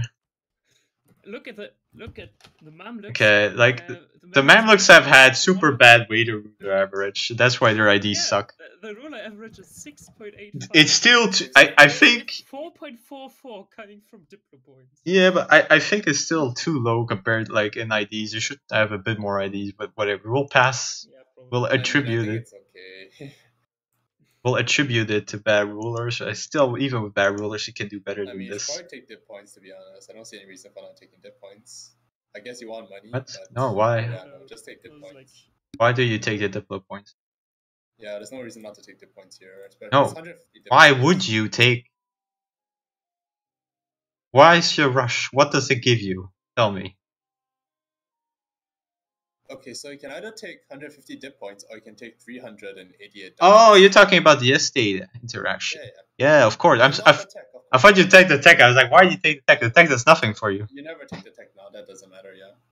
So you wait until you fall behind even more. But exactly. yeah. You don't take the tech. You take the diplomata. It's I mean, 50 dip points. As this country, you're gonna have fun culture converting and deving, actually. But I don't know. Okay, so 6. Look at this situation. You have 16% given, 5% loyalty. So just kill these nobles. Like, yeah. Also, make the generous donation to your lima and give one more. Make them happy. The tax actually pretty good and important at this point. I mean, you have nobles on Damascus, Antioch. A lot of provinces you don't want nobles on, so yeah, just get rid of Kill the rebel. After that, looks okay, I guess. You're in a decent position. I mean, that is really severe, but once you core up, should be fine. Like, that is not that severe. AT autonomy is really bad, but once you core up, it should be okay. Yeah. All of the Turkish lands were just recently taken. So, and stated. Yeah, but yeah, it's not a problem once you core. It's fine. All the low autonomy lands because I culture converted. Wait. Oh, you're missing one province for Rum, huh? Interesting. Yeah, Erzurum, which I would have gotten in the last 15 minutes of the game, but the game wasn't. Yeah. Okay, what did you go for? Monkey Man can Quality. do it. Yeah, Monkey Man can do it. So yeah, probably do this. Take the admiral. I mean, the only thing I can say about Mamluks is their income is a bit low for their position, but other than that, is okay. So you probably do actually You're gonna dev right now. Your Diplo points, right? While your burgers are happy. No, I think you should just bank because you can take 2 techs in a row soon. Never mind, you never. No, you can never take the 2 techs in a row. Yeah, then you should probably just dev. I mean, you do want to get the techs to get to, like, either you fall really behind now, you decide to tech like 4 at the same time. Maybe you want a golden era. But you do want to hit that Tech 9 timing, so maybe you do actually want to. But Tech 9 is nowhere close, so you can take your time. Yeah, but if you dev now, you're not hitting the Tech 9 timing. That's what I'm saying. So you have to consider whether or not. You don't need to be Tech 9 ahead of time, if you get what I mean. Like, you just need to be Tech 9 when other people. You will not be Tech 9 when other people are Tech 9 if you dev 500 Diplo. I'm pretty sure you will. Like, you can dev 500 Diplo. I don't think so, actually. So. Like, you're taking it with like minus 15% discount. It's not going to be a problem. All right, whatever. You just want to take Tech 10 with the spy discount. Actually, Mamluk's a bit worse than the last session's position. Yeah, I think so too. Ruler average doesn't didn't go up, like, and you don't have the income to hire better advisors. Also a bit of a problem. Like, Mamluks has a lot of buildings that give you 0.3 ducats. Should have built those. I think mostly the problem is that Ethiopia and Timurids are gonna look good, so Mamluks in between looks worse. But okay. I mean, even without looking at Ethiopia and Timurids, like Mamluks just has a lot more infrastructure to build, and they would really benefit from being at peace for a long time. Anyway, let's go quickly. Milan in Golden Era. Okay, not sure why did he fight any serious player wars. He was fighting France, I don't know. Was fighting France? Ambrosia Republic should be infinite mana spam, so don't really need Golden Era at this point of the game. Yeah, he has good. He went defensive espionage. That's interesting because interesting combination, I would say. Hey, if you want that defensiveness, then I guess that works. I mean, I guess he's going for the max defensiveness strat as well as infinite manpower from professionalism. I don't know, Yeah. But okay, I guess we'll see his strategy in the future. I'm guessing it's infinite defensiveness on the mountains, though. Yeah, but I mean, okay. But okay, I mean, I think there's nothing much to say. He has good demoralizing leaders as electric always. fence, He's yeah, got like decent infinite mana from thing. Ambrosia Republic. He has very little provinces. That's the problem. Like he didn't expand sufficiently, Oh, and he's he didn't accept Swiss stuck. again. But That's a he big can problem. expand into France. Like there's gonna Yeah, be he's there's still gonna good. be tension with Aragon for who gets the southern parts of France. I mean, Aragon is no truce. No, Aragon has a truce. Okay, Aragon's truce ends in Fine. 92. Milan's truce. Milan has a truce as well. Milan's truce ends in 92 as well, so it's gonna be a Yeah. race. Aragon's truce is 5 months faster, so I guess Aragon Okay. gets there first. Actually, doing a good job of the estates as well from the look of it, giving bad lands to get the autonomy down. Yeah. Okay, not much to say. Looks fine. What's the income like? How strong is it? It's not bad. It's a good country. Like Yeah. Milan, Like he has position to expand, I guess. also pretty good generals. 4-4. It's no joke at this stage of the game. Okay, so his rival or competition is Venice, even though they're allies. Yeah, I think Venice is just much stronger. Yeah, Venice is way stronger. Larger republics are losing wars. What can you do? I think Milan is fine. It's just that the infinite mana from Ambrosia Republic lets you snowball real hard. And he has a really strong timing, 21 ideas, so we have to wait and see what he A does. lot of professionalism on Venice. That's good. Let's look at the money. 83, yeah. 83 ducats, nice. Right, nice. Large What you're Merchant expecting? Republic, it's gonna be a problem. Yeah, I guess this Merchant Republic business is gonna become an issue. He's not that rich. Like could be a bit richer, probably. But okay, whatever. So I think clearly it looks. So let's check out Venice's trade setup. Yeah, because that was the complaining. Let's see, where is he? He has one guy in Ragusa. That's fine. One guy in Vienna. One guy in Rhineland. So where else would you put it? I guess you can put one merchant in Venice itself. But I don't think that's worth it actually. You're definitely not putting one guy in Constantinople. You're not putting one guy in Tunis. It's not enough value. Like you're not putting anyone any other place. So I think the merchants are actually positioned correctly. I think it's good. Yeah, I agree. Yeah. Now where is the light ships? That's the other question. The light ships on Ragusa, also agree. Are they in Ragusa? Yes, they are in Ragusa. So that's. They are in Ragusa. I actually disagree here. You would put your. I mean, he's 88 in Venice, so don't see. It depends, like because of trade propagation. If you put them in Venice, you're increasing in all. Like you're increasing in Rhineland. You're increasing trade propagation only comes from provincial trade power, right? What? Only provincial trade power gives propagation. Pretty certain about that. You get 20% of your provincial trade power upstream. From provinces, 31 merchants present. Yeah, I think that's how trade propagation works. Like, get alright, fine. I'm not. Shut up about it then. But it looks fine. Like clearly, there's no like major mishap that Don was talking about. I don't see it in any case.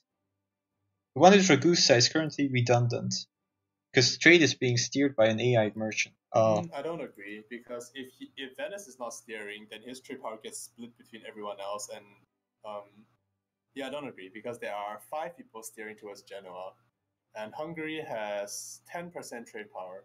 So if Venice's 56% trade power gets split between everyone, I think Hungary is gonna get overpowered by these 5 other people. So he's gonna bleed a lot of trade into Genoa if Venice himself is not steering. What else is there to say? Like, I mean, if no he has not upgraded.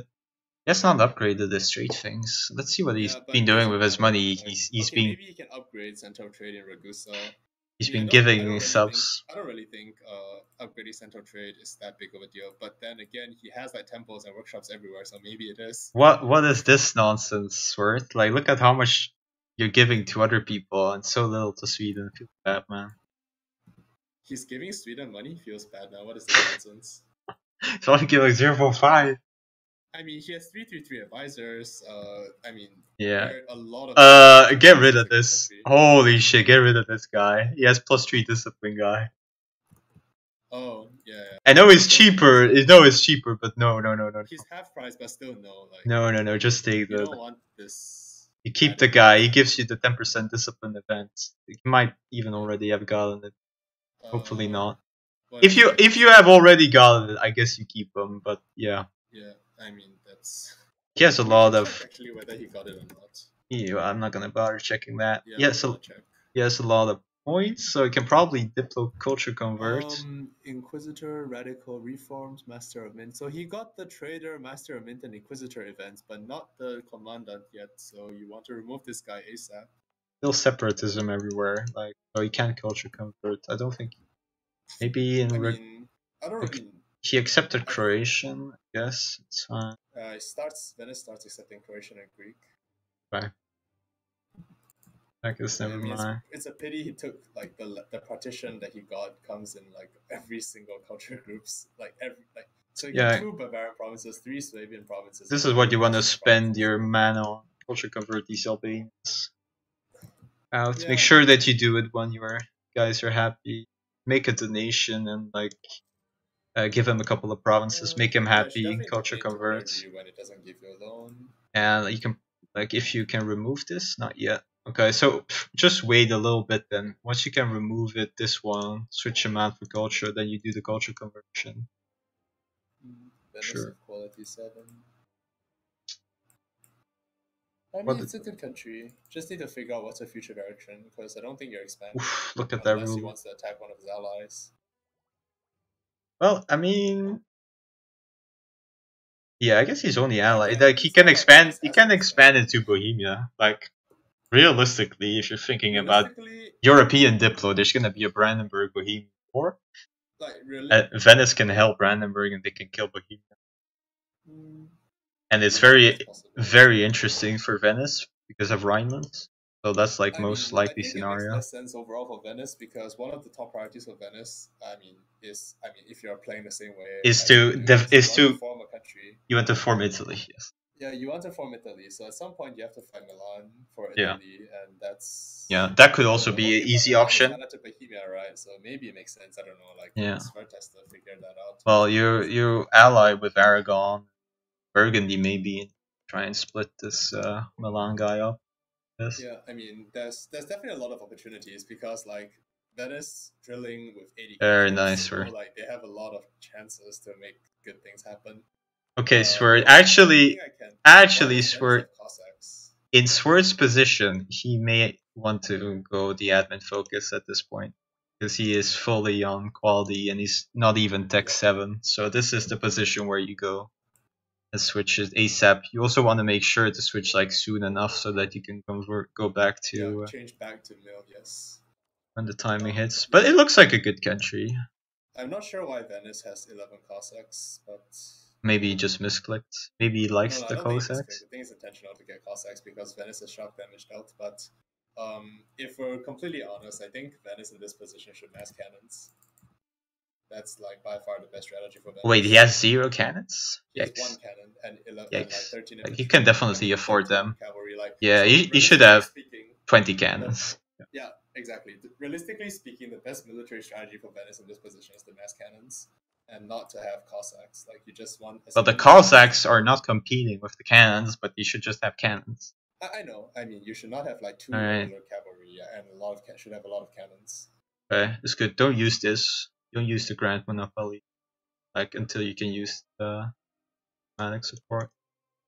Well, unless you're gonna be deving soon, maybe actually you're gonna be deving because you have too much points. Not sure what you can do, but you're integrating though. Soon.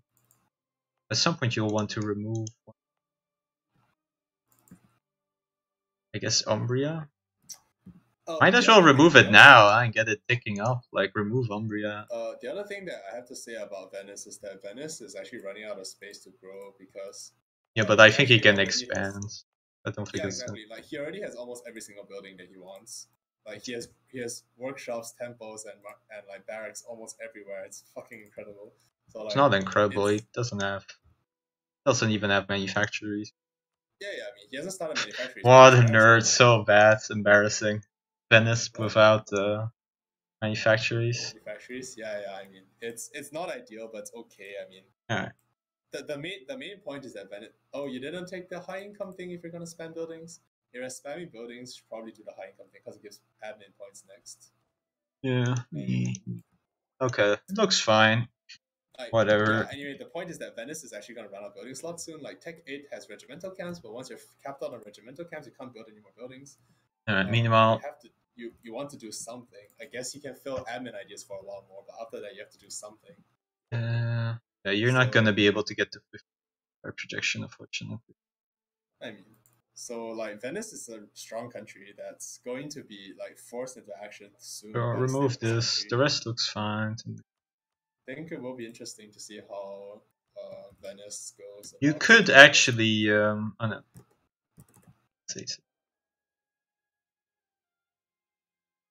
Let's look at Bohemia. There's gonna be war in Europe, huh?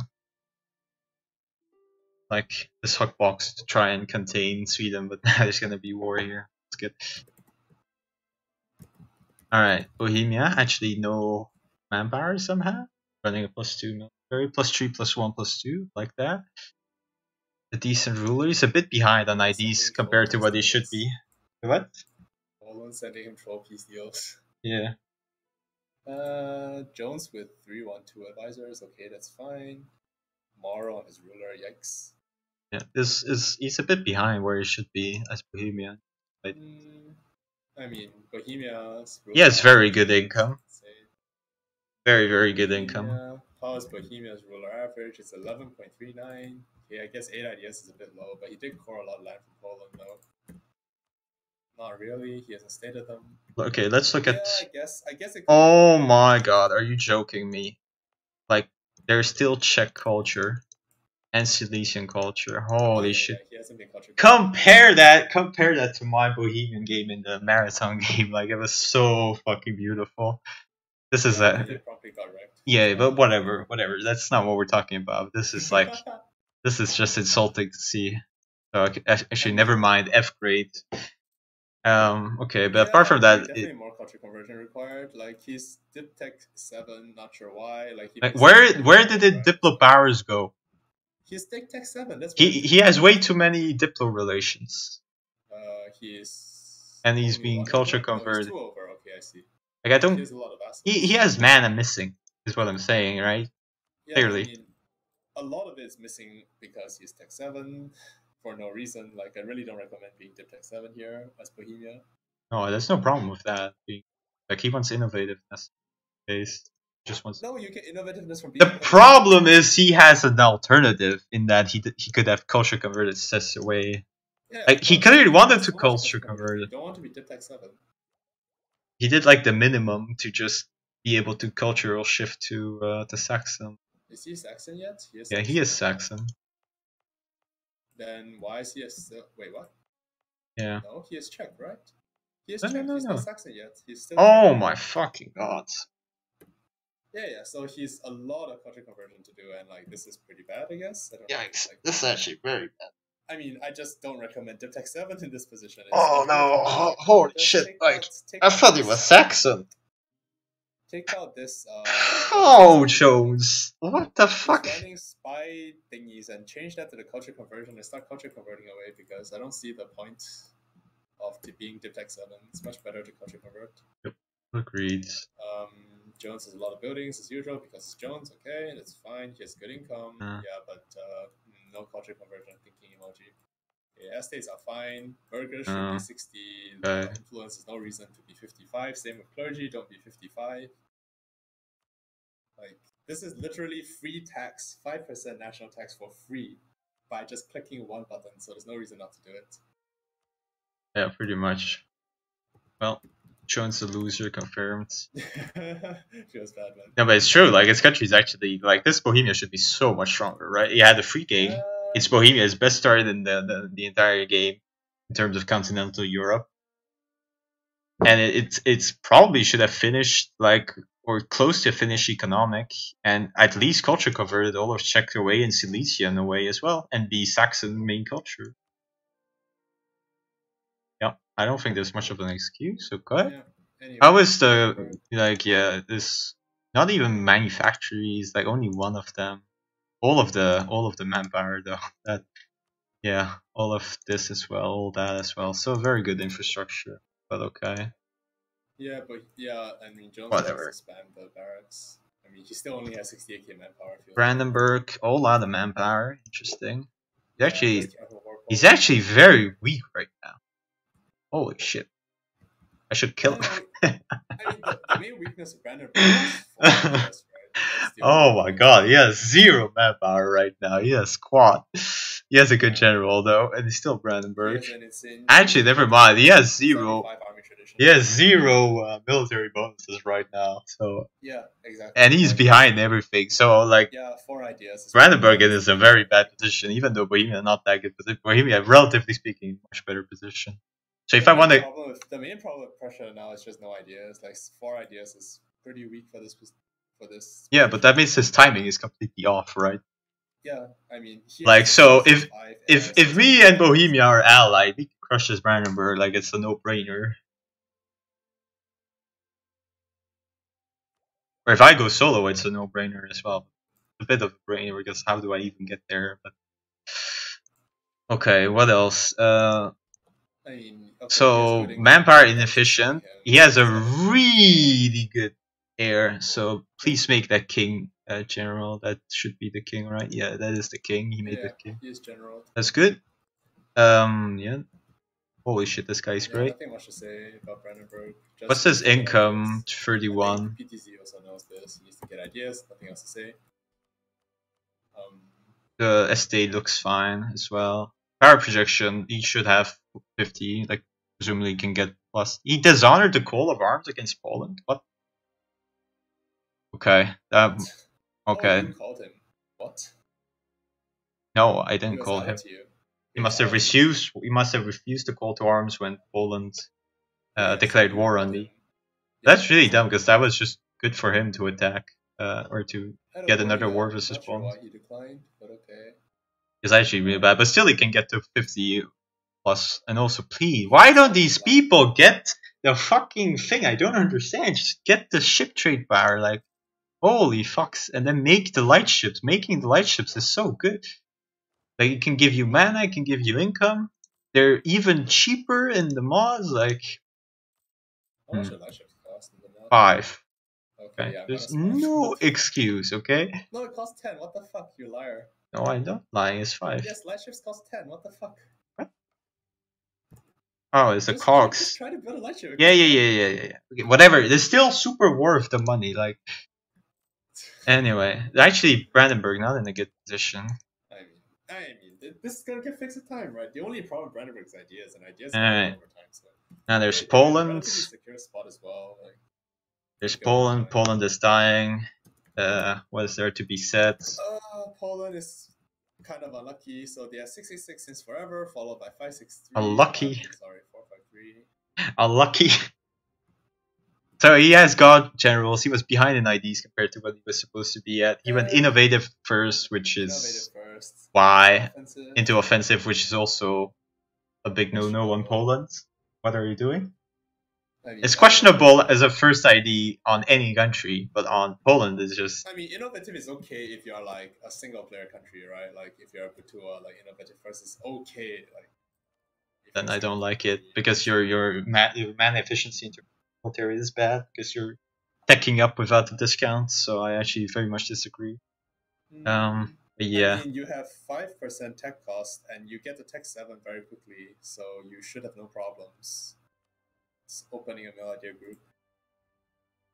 Okay, he has too many Besides, leaders. Also 50% innovative. Okay, that's not a big deal. Advisor cost a big deal. I mean, innovative first, not recommended for anyone in Europe, by the way, in case it was not obvious enough. Yeah. But yeah, this country is dead, so I don't think we should waste too much time. Yeah, it looks dead. Okay, Lithuania. Okay, let's do Lithuania first, and then we'll go around to Sweden and Muscovy. We haven't done Hungary. Let's do Hungary. Yeah, let's do Hungary first. Hungary should be very strong. 90k manpower. Yikes, that is good. Yeah, a lot of manpower. but not recruited for some reason. He has 0 barracks, so please build barracks in your capital. Gives 5,000 manpower. Yeah. There's no reason not to do that. Build your men and start recruiting. What is his income? Income is pretty bad actually for Hungary. 37 income. It's not good. Pretty but bad for his Hungary. gold mine's depleted, right? No, Hunt is okay. I That's think okay, his it's not gold depleted. mine did deplete because he was at third. Well, he should have the second one first. His eco should snowball because he has the gold mines, and thus he should Yeah, have he has 2 gold mines, buildings. so it's not a problem. And he Why is has Hungary still look, Catholic? he has his no churches and no workshops. So Hungary is converting, right? Are you converting, Don Camillo? He's converting one of them here. As in, he's converting to Orthodox, right? He's converting, but he's converting with missionary maintenance. So it looks Yeah, like he I know, actually yes, wants to that's the convert. problem. You don't want to waste money on this guy, so turn down missionary maintenance if you want to become Orthodox. But he should have done so a long time. Yeah, I mean, yes. So, yeah, okay. So he is flipping to Orthodox. Okay. He's drilling actually. How much professionalism does he have? Okay. Aristo espionage. Okay, full cast strat. I mean, Yeah, Hungary is pretty sick. Nothing to Doesn't have say Black Army. about Doesn't that. have This Black good. Army. Doesn't have Black Army. What? Doesn't have Black Army yet. Recommend promoting Austrian when you have the time, I guess. But I guess Hungary has a lot of things to do with dip points. Like, you gotta develop the other gold mine, you gotta accept Austrian, culture convert Croatian, like a lot of things to do. Also, look at these leaders. That looks like a good country overall. It's a very strong country. Let's give him some tips. That's fine. Nothing. Can probably remove the military, like remove some of the military that are barely positions. Yeah, def. Move some of these guys. Yeah, I think once Hungary just flips to Orthodox, gets some more ideas, and then they're really free to do anything. They can integrate Bulgaria and then have a really nice country. They have a lot of chances as well. Like, let's say they can maybe sneak some Poland. I don't know, attack Lithuania. I don't know, attack Bohemia. Like, a lot of things are possible. Yeah, well, he took over stuff from because he got Mazovia. It's true.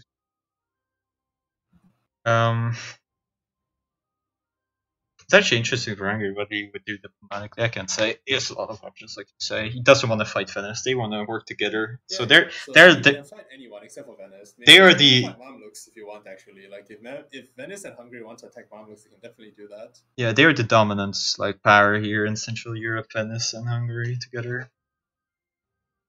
And actually, Bohemia, Brandenburg, all in pretty bad positions. All right, Lithuania. I mean, no. Bohemia's not in a bad position. It's just that Hungary is just super strong right now, and when he gets Black Army, he'll be even stronger. Bohemia's not in a bad position if he wants. Money. I don't think Hungary will have any issue fielding an army. I guess it also depends on what Bergen wants to do. I'm sure, like you only allied to England, so that's also impactful what happens there. All right, Lithuania, Eagle country is fine. Didn't war. Has a very good general. If that's 6 shock, yikes. Yikes! I saw that in battle. I was like, oof. Let's not go there. It's his heir, so. Well, I guess Lithuania suffers kind of the same issue as last session. That's that he's kind of boxed in. But I guess he has the potential to go for Muscovy stuff now. He can go for Muscovy. How is he boxed in? He's not boxed in. He's just gonna waltz over bankrupt Muscovy. What are you talking about? He's gonna eat Muscovy's corpse. He's gonna eat Poland's corpse. So actually, Eagle has a lot of expansion. Yeah, Eagle is gonna be very strong. Like I took the economic hit to kill Sus, and now he could just. So 544 ruler, 265 heir. That's really good. Except they're both generals, so don't expect them to live long. Yeah, you can spawn this guy. Are 62 loyalty. I imagine Eagle's gonna take stuff and then he takes this here, right there. He just clicks the button to get the mana. Yeah. I mean, he probably was gonna do it, and then the game screwed up. Can core some stuff. Yeah, I think he stayed put. No, he's not state. No, he can state one of them, like White Lithuania. You can always state Poland, right? Like. So okay, but the thing I can imagine is Lithuania's gonna run into some trouble with Bohemia if he takes Polish stuff, because I imagine Bohemia's gonna form something. Maybe well, Bohemia went offensive, so he wants to form Prussia. That's the thing, like he wants to form Prussia, not Poland. Lithuania wants to form Poland. Yeah. Like he's either forming Poland, Ruthenia, or Russia, but the easiest choice is obviously Ruthenia. Oh, did he culture shift yet? No, the east Oh, is. he's still Lithuanian. Okay, but Well, he's actually, it's Lithuanian. 48%. So maybe No, he's unstated. so. Did he like unstate stuff for that? Maybe that's what happened. No, I think he dev'd a bit. Let's check. So it looks like he wants to farm Ruthenia. Yikes. Okay, he Farming did dev Ruthenia Poland, instead so it of looks like he's Poland. farming Ruthenia. Like, are we seriously not gonna have a Poland? That's just sad. Makes me sad. But he will farm Poland at this rate. Like, I'm actually considering going Russia cavalry. We'll see. Alright, but looks fine apart from that. Like, good rulers, good country, good Lithuania is IDs. nowhere near Tech 8, which is always a problem. Tech 8 is pretty massive. You don't want to be so far away from Tech 8. Yeah, that's fine. That's fine. So, the best advice I can give Eagle is don't mess with Sweden. It's true though. It's true. Alright, let's look at Sweden. Sweden has a lot of day one moves to do. I mean, Sweden has a lot of things going for it, like 536. Yikes. Yeah. Okay. So my weighted ruler average is too high. Not distinct. Like, let's check. No. It's too high in CrossFit. It's not that high because there's no way my. You had a 323 for a while, right? For 40 years almost. So like I'm doubting. So. But anyway, okay, so a couple of things about my Sweden. First of all, I need to give more provinces to my nobility. I just had an event, so I was doing the super low strats. You have transports privateering. Because I'm like, it is to get my power projection over 50. But transports can't privateer. But Only light ships can privateer. What does it matter? What am I doing with my transports? You're paying maintenance for them. Easy. So what? Like, I'm paying maintenance from all my ships. You want me to mothball my transports? You can be mothballing your transports, right? Oh my lord. Alright, fine. Yikes. Also, privateering your own node feels bad, man. Yeah, but it's worth it in terms of mana. Like, I previously... 47 power projection. Yeah, but I am going to insult. Like, I just... Okay. My insult... But you can't insult now, you can insult next year. No, I can do, like, just right now... You can do the big insult. My big insult ran out, and that's why I don't have the power projection. And then next year, like, in 1 month, I do the other insult as well, and I'm back over. But it was necessary to get the power projection to be mana efficient. Which I have been. I have been very mana efficient. So I have one ruler, but that's just because I'm going to be recruiting, like, it lagged when I was going to recruit a couple of leaders, because I have Orange Edition. Already got the decent 1/6/1, so that's presumably fine. So not sure if I'm gonna recruit more. Why do you have a marketplace in Stockholm? I'm firing this guy. What? Why would I not have a marketplace? Why would I not have a marketplace? Is this a joke? You even upgraded Center Trade. Interesting. That's interesting. That's like the first things I do with my money. I don't think it's a good use of money. I mean, I use Dalos again, obviously. And I put my barracks, but yeah. Right. Apart from that, I think I have I have Happy Burgers. Nothing to be done about that right now. You're also over your general limit apparently. Yeah, but I just recruited and I couldn't fire because of the lag. Okay. So I just need to give a guy. I need to insult. 6/1 general. Why did you take Tech 8? 6/1 general. I don't want to take the tech. There's no need for the tech. I'm gonna. Like I'm the war was so fucking done. a bit annoying, but whatever. I mean, you could have sealed it with Tech 8, but you want to be mana efficient. So one of the I was gonna be efficient. Look, I only have 5 loans right now, and I had the war 1, so like I'm still gonna be fine. One of the annoying things about what happened is that I was able to take so much score because Sus could his vassals. But that means I actually had to take them over like regular, and I couldn't make the vassals because I really want to make vassals. I have way too much Diplo. I'm culture converting everything. Like you can see, Finnish is dead. Danish is in. Yeah, exactly. But yeah, I mean that's like first world problems. You know, getting 200% score, losing a bit of admin. I'll take it. The rest of Sweden is pretty good. I have innovativeness. I'm happy about that for once. First time in my career. Yeah, I mean, innovative is really good if late game you can get a 40 to 60 of it. It's pretty good. Yeah. Bit annoyed that Poland decided to suicide onto me because apart from that, This campaign was like smooth sailing. I mean, a bit of adversity won't hurt. Despite the mega alliance from like Prosec Eagle I mean, that campaign. doesn't even matter. You didn't even lose anything.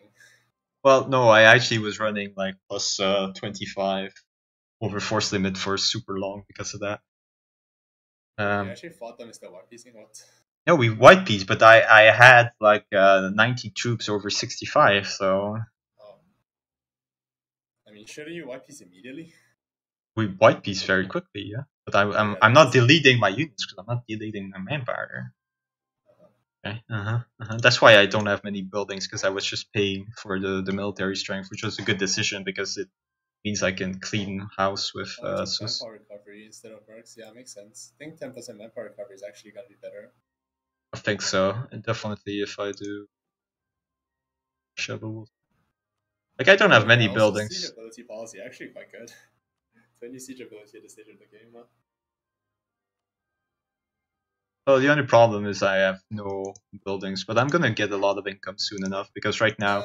Like the thing about Sweden is your buildings are not very efficient. Like okay, I mean okay, so if you're talking about like manpower buildings, you already have on your capital. The rest of them don't do much. I guess you can still get workshop and tax in your capital, which are good, but like Sweden's buildings are not really that efficient. So yeah, it's okay to not and this is also why I am upgrading my trade setup instead of other buildings. I agree, but you should. I think building tax and production in capital is better than upgrading center. I think it's also for dev cost reduction, just because I'm always thinking about late game where I'm taking loans to build universities and upgrading my World Trade Centers. Yeah, Might as well. Having a problem with upgrading centers. You say that. That only costs 200 ducats. Anyway, my income is going to skyrocket because it used to be that Poland had a lot of trade power in Baltic. Now the trade power of my rivals is going to go way down. My trade power is going to go way up, and my trade power in Novgorod is going to go way up. So yeah, it's looking good.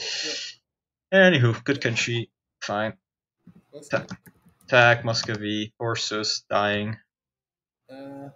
15 interest already. Okay, so they're halfway to bankruptcy. It doesn't look good at all. Halfway to bankruptcy, I'm gonna take over more lands. Like he was probably gonna bankrupt very quickly until he managed to retake a lot of it. Yeah, he's behind in IDs, so he doesn't hit the timing at all. My troops are just crushing him because of that. He also took bad fights, so that's the problem. He still has some manpower because he can raise additional level. Yash is a better general than you. Yeah, that's the problem. But I mean, my troops are so much stronger than his that it doesn't matter. Shit. It's Muscovy. So yeah. With Sus, I don't know what this like. His country is just gonna die. Really a problem. 6 territories. Like, he's just gonna die because Eagle and Transnoxia and Uzbek can all just jump in. Yeah, I agree. So let's just go on. On the east side is a race to see who gets the gold mine. Since this gold mine is a big deal for either Transnoxia or Uzbek, whoever gets it, it's gonna be a big deal for them. Alright. To attack. The question is whether Lithuania will jump for Moscow. I'm guessing he will. He should. Since he can't take that much. He should, because if not, then I'll take it. Like it's it's that easy of a question. He's gonna try and snake me out, presumably. Yeah, I mean it looks hard because it's very difficult to convince anyone to help him. Like it's the benefit of being in a corner of the map that like you don't like. I mean, as Sweden, you're in a corner of the map. It's hard to convince anyone to defend your enemies. Yeah. Anyway, there should be no need. You want Sweden to be strong. Yeah, we want Sweden to be strong, Kappa. Okay, anyway. Not Kappa. Yes, Kappa. Not Kappa. Okay, Crimea. Oh my god, Crimea doesn't have Renaissance. Okay, someone else doesn't have Renaissance. Nice. Nice. Okay, so I don't know what to say about Crimea. Steve. Well, you could just pay it. You could just pay it, like. Yeah, he can get it whenever, so that's fine. He has one. He has manpower banks. He has one ID. Oof. I mean, the main problem with Steve is that I don't see where he's going. Like, okay, so it's not just that. Where is it? Way stronger. Mamluks are way stronger. Timurids are way stronger. Are you gonna steal any land from Muscovy? I don't think so. It's gonna be hard.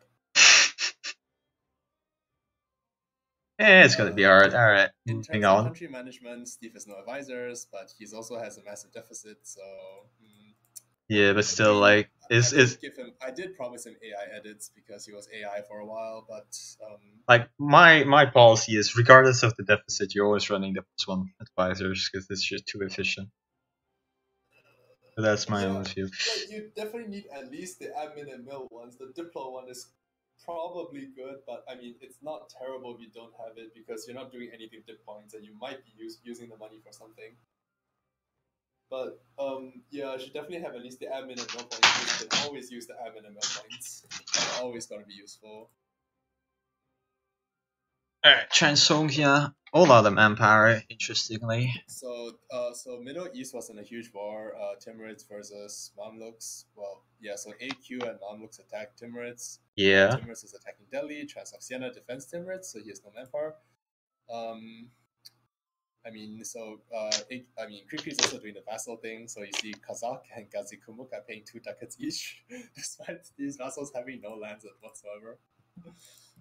Right. He's actually fairly rich, huh?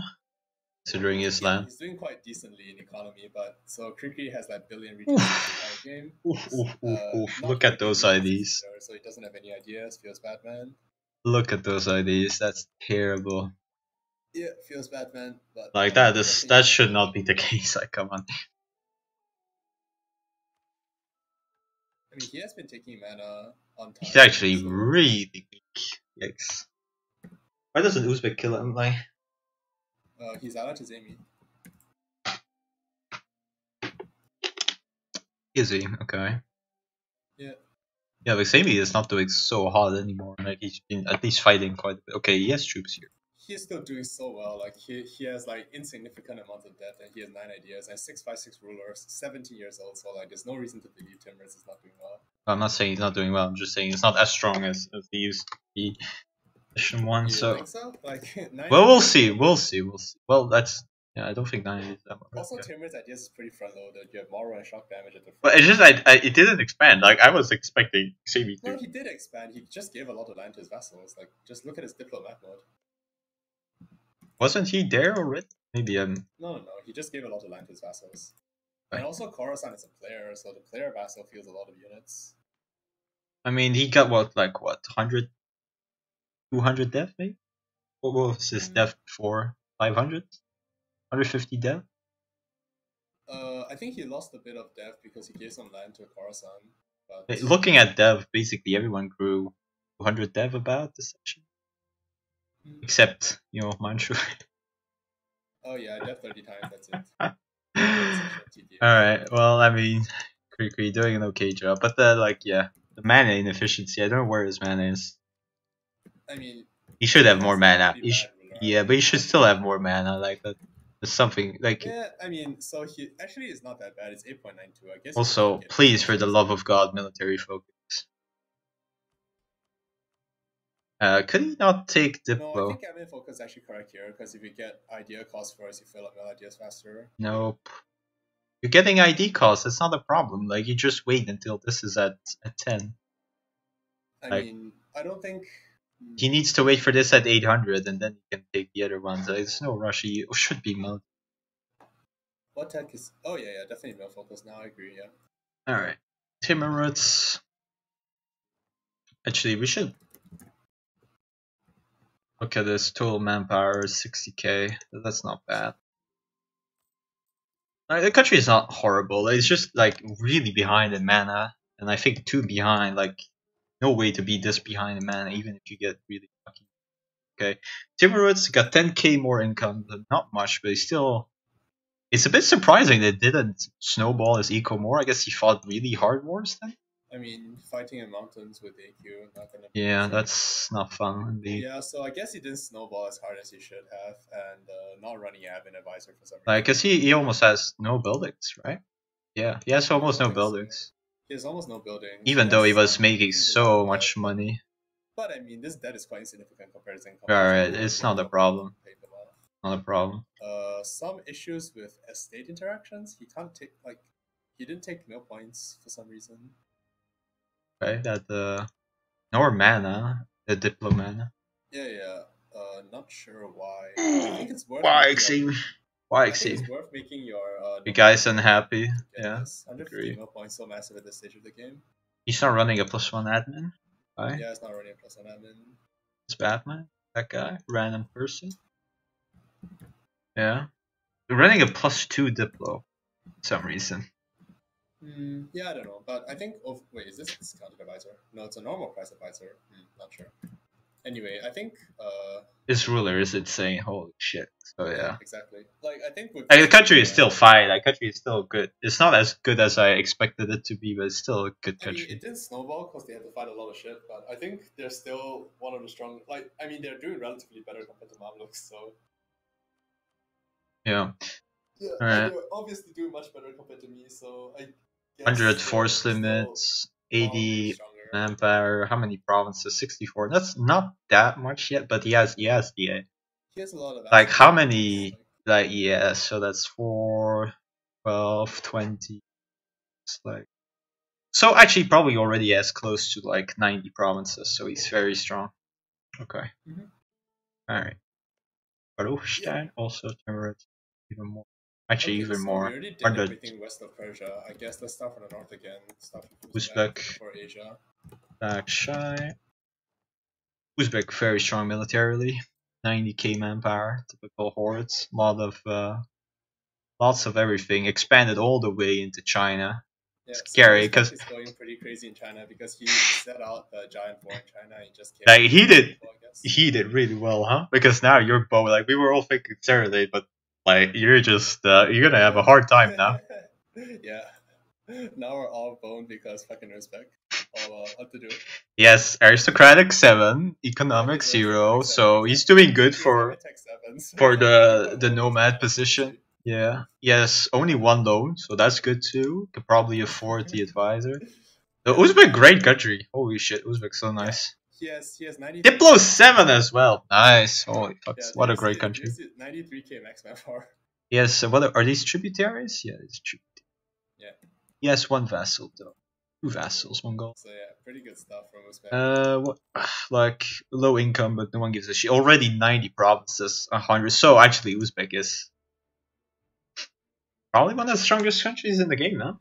Yeah, probably. What can he form? Strong, but the only thing I will say is I think a lot of his provinces aren't doing anything. Like, if you look at this, I don't know. Let's pick some random province, like some province in Mongolia, which has like wrong culture, wrong religion, 75 autonomy. Like these provinces don't really do anything, no matter how much depth they have. Like, you can form. What is he gonna form? So he can form Mughals or restore Mongol Empire. That's gonna be a bit difficult.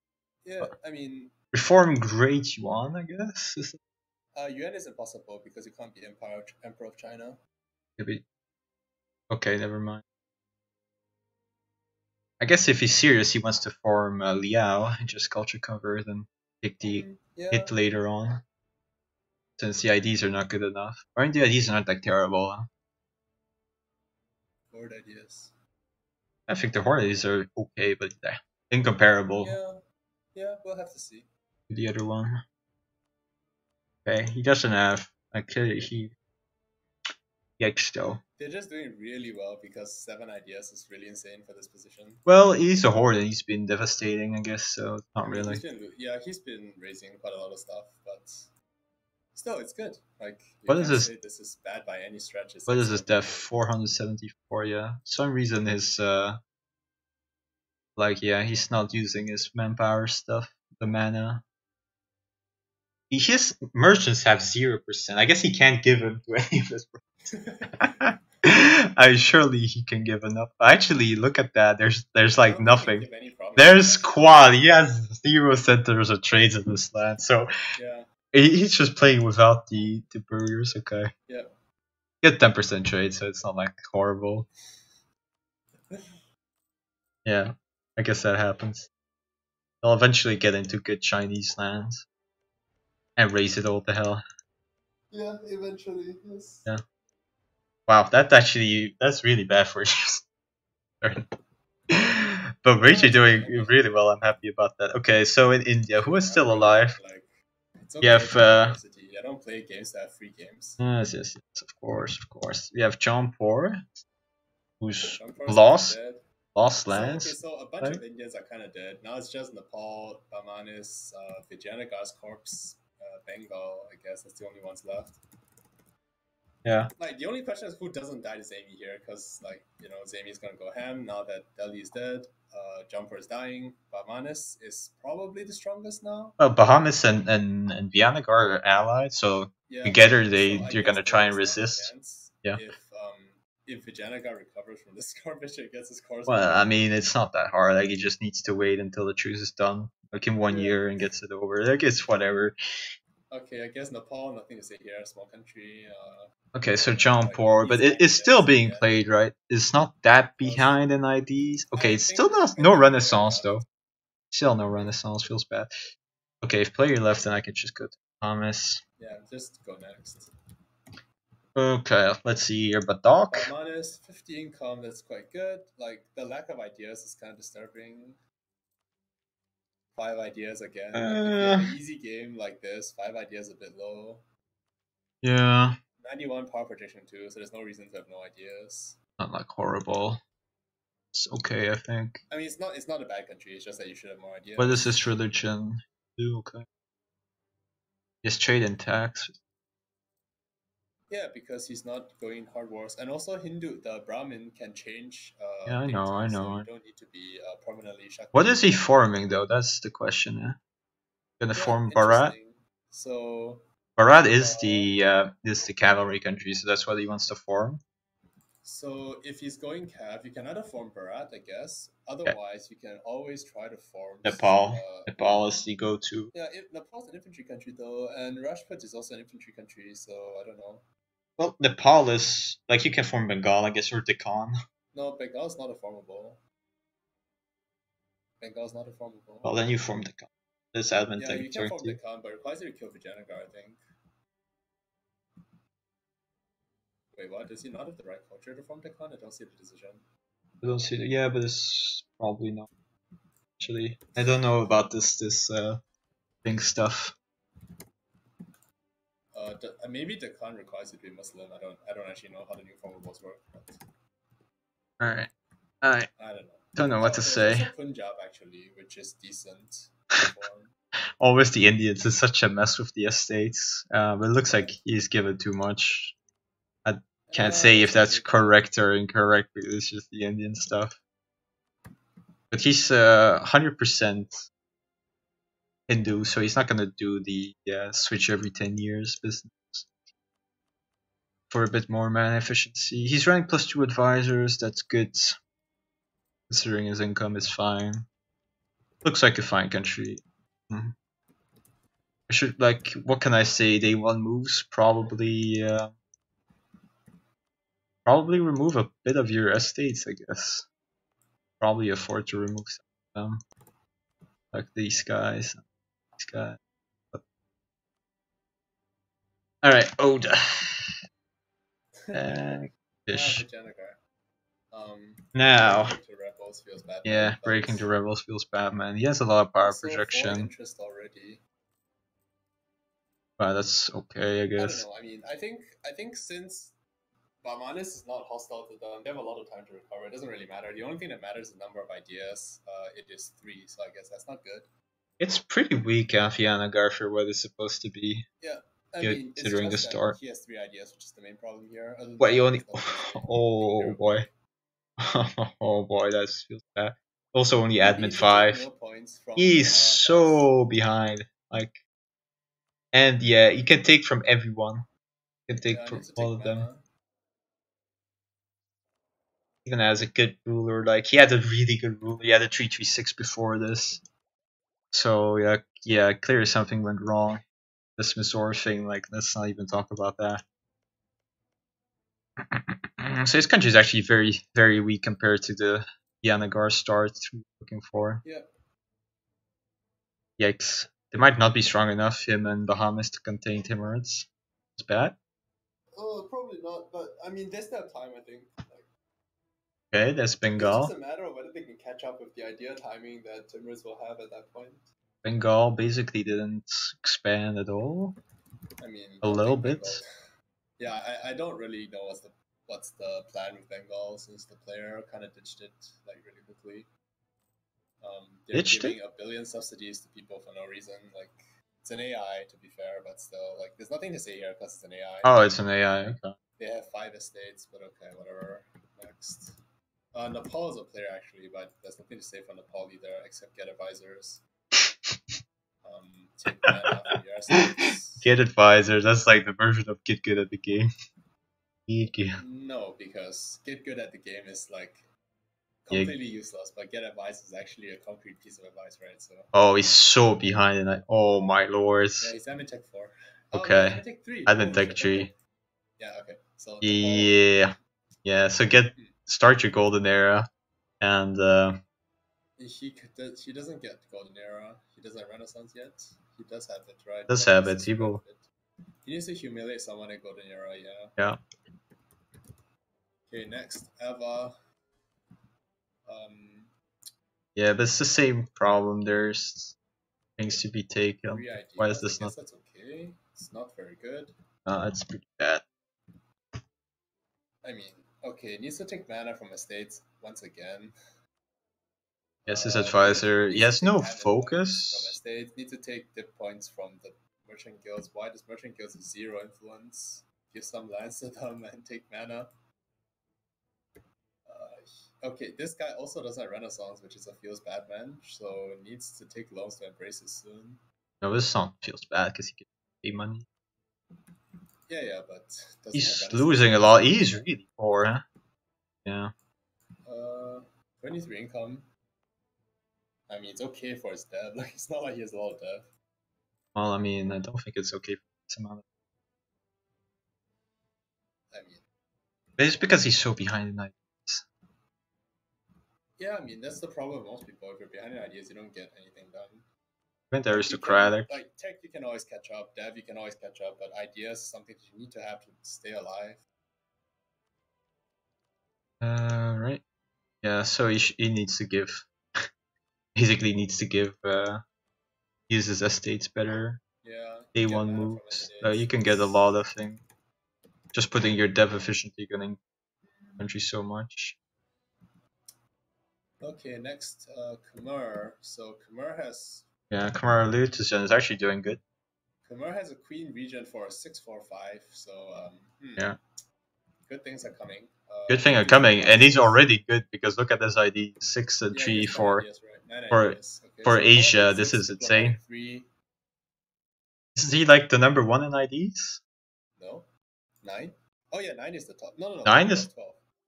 Right, Portugal. Portugal is 12, followed by a lot of people. Now he does have 12 innovators. So this country very mana efficient so far. Yeah, he didn't expand that much. I mean, he's doing quite well despite bankruptcy in first session, so this is really good, I guess. Yeah. Of course, he didn't expand that much, so that's the comparison. Comparing Sweden, who expanded like 40 provinces or more. But, but I think he's doing okay considering he has much better ideas than his neighbors like Pasai. Yeah. So he's in a good position to form Siam, which of course is a great country. Yep. Easiest formable.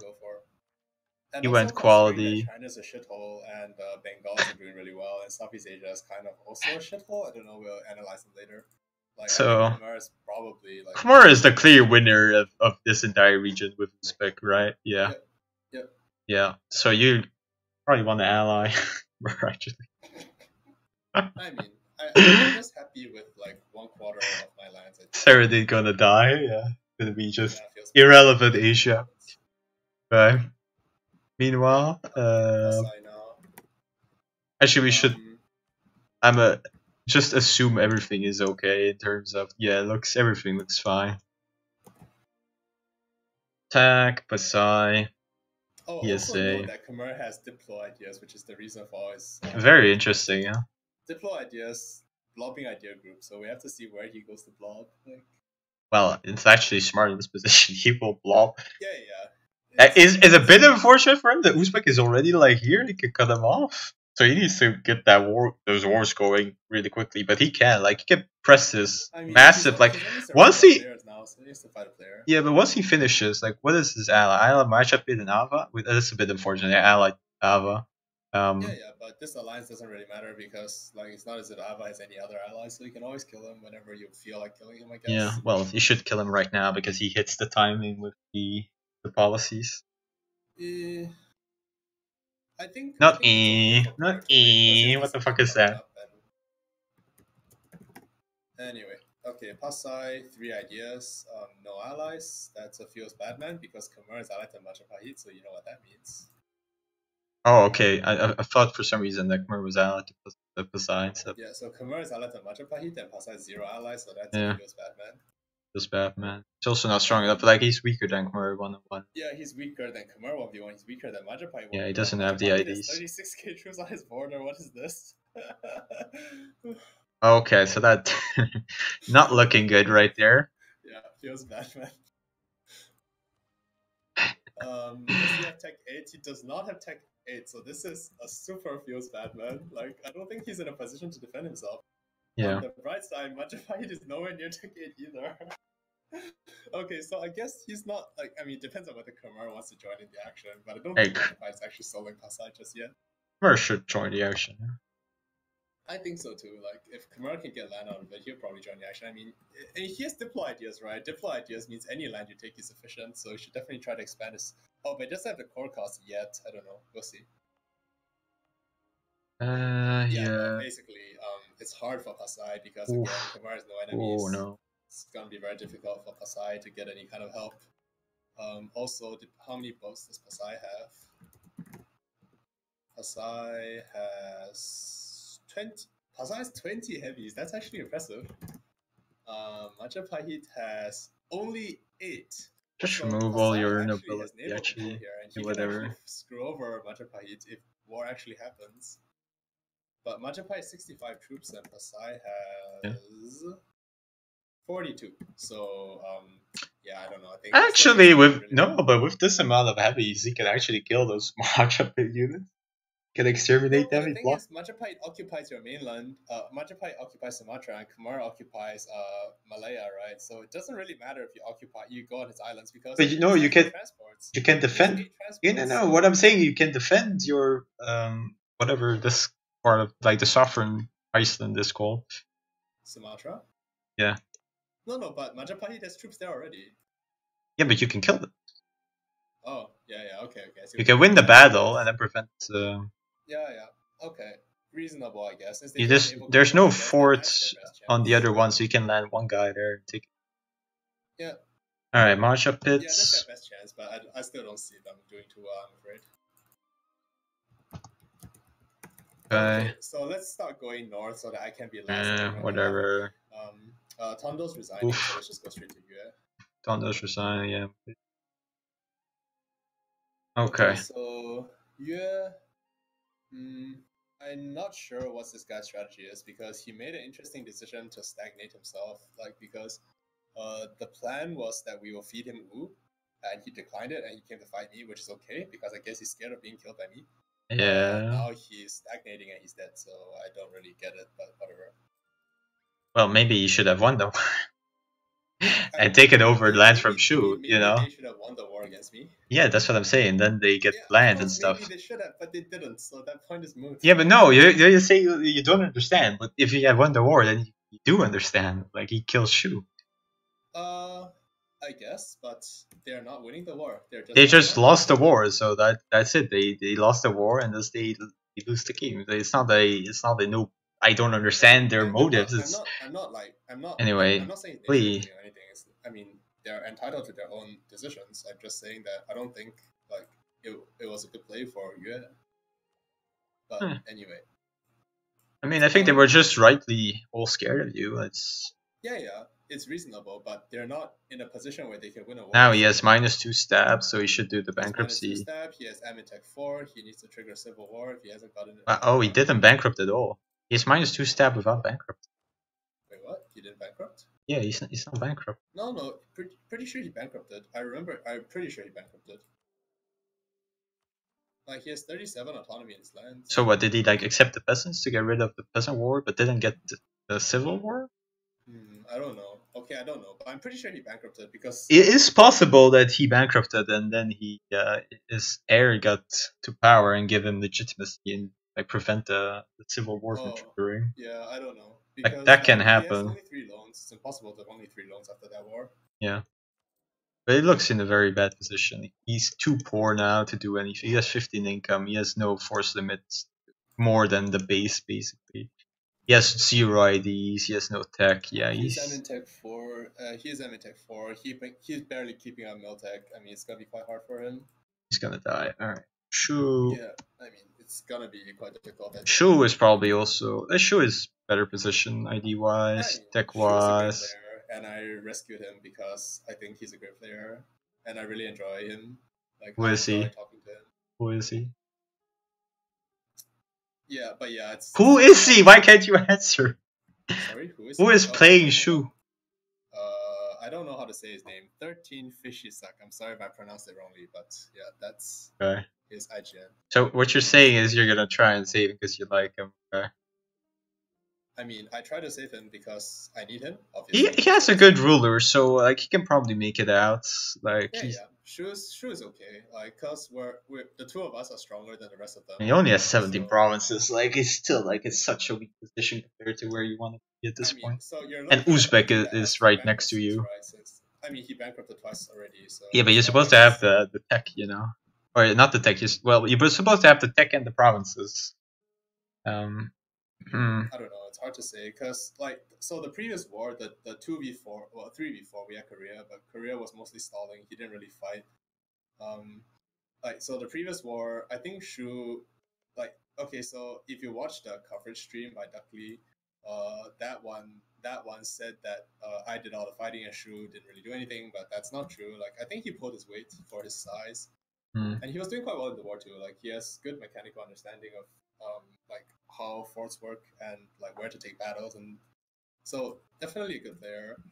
As with regard to like, you know, impact in the region, he's actually doing way better than Yue, like a lot better than Yue. Yeah, but that's definitely true. But they still like you have to do it not in relative terms, in absolute terms. Even though you had two bankruptcy wars. To your region, of course, like. So his main problem is obviously that he's next to Uzbek, who rivals him. So it's gonna be some trouble coming his way. Wu, okay, getting exploration. Shu is bordering Uzbek, and Uzbek rivals him. So yeah, that's the main problem here for Shu. Because if Uzbek doesn't come for China, Shu and I can deal with the other three, and we'll just kill them, right? So that would be best case scenario for Shu right now. But if Uzbek comes, obviously it's gonna be a much more difficult situation. Yeah. Anywho. Obviously, hiding behind mountain forts, excellent strategy. Feels Batman to minus 95 goods produced on a gold mine, but hey, what can you do? Do you see his gold mine?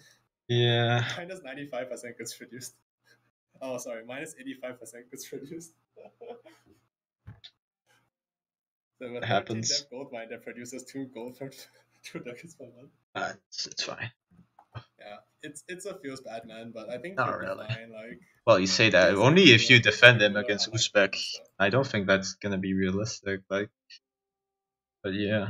All right. So meanwhile, Rectangly basically irrelevant. That to say.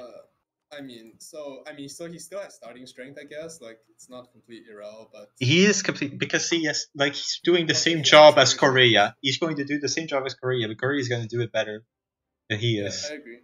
So I mean, so who has better ideas? But he just decided to fight me, so now he's gonna die. Like, so it's hard for me to say anything about this country since you want to kill him.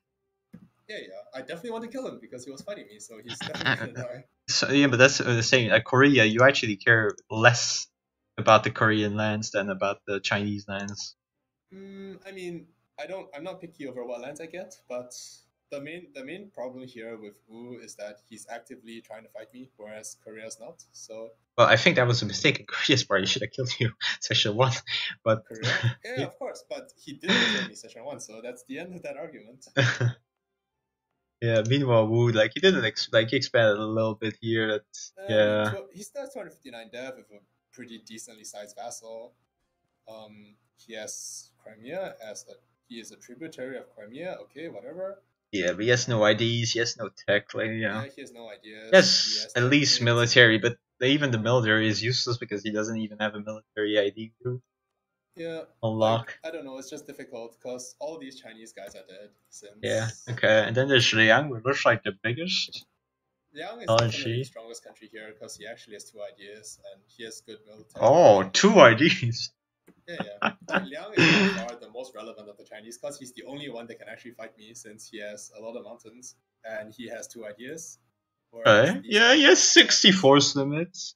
He has very low manpower though. He has only a couple of loans, not running the advisors though. That's. I mean, he needs to take damage. He has. Other than that, I think it's okay. He has military power banked as well. He actually has the 5% discipline unlocked, so he has 2 strong he's things. Get defensive 3 and 5% discipline. Alright, so all in all, like it's not like oof the income though. This is a feels bad moment. 18 income. I mean, like Liang is the only country that stands a chance. Like, so if imagine if you're an outsider that's trying to look at China, and if you want to help one person survive, who are you gonna help survive? Like Liang and Shu are the only people who you want to help because they're the only people who have a chance. For some reason, this second merchant is not doing anything, so that's questionable. Yeah, probably collect in Beijing or steer from Garen. Both are okay. Yeah, steer from Garen because it's your enemy, like obviously, as inland as well, right? Or not? So. Yeah. I mean, anyway. Yeah. I mean, okay, let's look at the estates. Ooh, well, remove those 3% nobility, make you happy. Take the admin. Yeah. But I think everyone in China is just gonna die because there's Uzbek. Yep. Unless you do such, like realistically, you need to actually ally with the Chinese to push back Uzbek. Can't do that because I can't really fight Uzbek either. It's much easier to pick up the scraps and do something later. Yeah, well, we're gonna see. Anyway, I'll explain my situation and my thoughts process of my situation when we get to me, I guess. Let's go then. Oh wait, I'm next. Okay, well I guess. Okay, so my country is kind of meh. It's still, I mean, no Renaissance, 2 ideas. It's a real shithole, but what can you do? Also 3 to 1 ruler, so it's pretty garbage. Lol. No air, lol. Yeah, I mean, happens if you're a horde, and I also have 40 horde unities, that's really bad. I mean, at least you have economic, so, you know. Yeah, I have economic open. I think my favorite stat is, like, youth deft 4k. Yeah, I know. What a nerd. Whatever. But, you know, the good thing about your situation is that you have full force limit, full manpower, no depth, so you can probably just kill Young and get it over, right? Yeah, exactly. That's what I'm saying. I mean, he does have truce for a long time, so actually... Yeah, he has truce for a very long time, and he will have a good timing with 3 ideas and 5% discipline, so he will be strong, but I'm still much stronger than Liang and Wu combined, so... It's not really a problem for me to kill them. I don't think you're stronger than them combined. Yeah, I'm definitely stronger than Liang and Wu together, because we're fighting only on flatlands, and on flatlands, my cavalry just crushes them. Yeah, but they have double the amount of mercs you have, so... Yeah, but I have Shu, so it's not a problem. They double my mercs, but I have banners, and with banners... Oh no, seriously? Yeah, like, I still have more troops that don't use manpower. You don't... You have your diplomatic support option. I have my what? Diplomatic support option with your monopoly charters. Oh yeah, but I don't want the burghers to go disloyal, because I might need to dev. Who knows? We'll see. Oh yes, you really need to dev some more, certainly. That's priority here. Priority is deving. I mean, dip tech is even lower priority right now, because I don't have institution yet. Like, I can bank a bit more. Yeah, but surely you have better things to do then. Like, the main thing I want to do is to take money in 3 years, TBH, because I don't really care about dip points right now, and money is actually good for me. Disagree. I mean, what are you gonna do with dip points in my situation? Yeah, fucking tech. Just tech. Yeah, but I don't need to tech. What is the tech gonna do? It doesn't do anything. It's gonna make you more money. It's gonna reduce efficiency. Yeah, no, I think deving is better. But you're actually losing. I mean, the main reason why deving is better is because it gives me banners, which is why I've been deving a lot, because it gives me much more banners. Yeah. Yeah. So if you look at my Manchu culture, I have 309 Manchu culture. So I've had enough of this disgusting country. It's horrible. Yeah, it's pretty bad. What to do? 18 banners, yikes. Korea. Yeah, I can raise like more than 10 more, so we'll see. Korea just enjoying his Korean life. Not doing much, just sitting there, I guess. Where is he colonizing? Korea Wait, actually he's kind of not sad because colonizing? he is not colonizing because he doesn't have range. I don't know. I think No, he can colonize in where he was starting to colonize. Yeah, I mean Taiwan. he colonized Kuros and Taiwan, but didn't really go anymore. I'm not sure. Like, But it should definitely go because he doesn't have much money. But like, yeah, I mean you need to colonize because you need to that's colonize the to make money. Yeah, I would definitely take things from this estates. I don't think he's ever used the burgers interactions. So definitely do that. Admin clergy interactions too. Have to take mana. Like, still admin tech 5. That's pretty bad. Yeah, give a lot to the bird.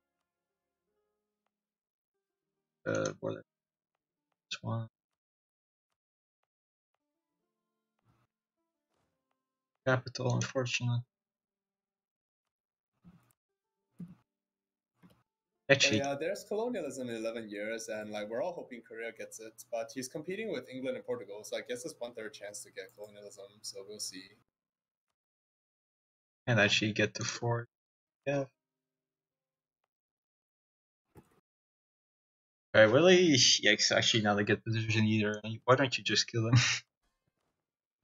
at this point? Public Diplo Serenade. Like, I mean, he helped me out, so I'll keep him around. Of course. And then there's last country, Oda. Hornag is already doing better than on our Europe because he has 3 IDs. Very impressive. Very impressive. Okay, so I think 3rd bankruptcy already, or is it 2nd? Maybe 3rd, I don't know. but oh, right. He's already, like, what is he doing? He's just bankrupting versus AI? Yeah, he's just bankruptcy warring the AI. Okay. That's, okay, that's a new strategy. I mean, yeah, he's playing single player. Like, China's a shithole, right? And he's out to Korea, so no one's ever. But how is he this weak then? Like, why is he bankrupting all the time? He hasn't converted squats. He has random. Holy shit! Like. Yeah, I mean.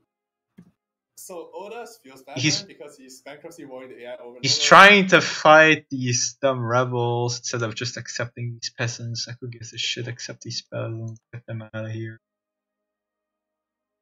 Yeah, I mean, to be like, in all honesty, I think he's gonna be fine because he's playing single player. Like, he doesn't have any threats, so it's not a problem to be like this. He has 3 ideas, and that's all that matters at the moment.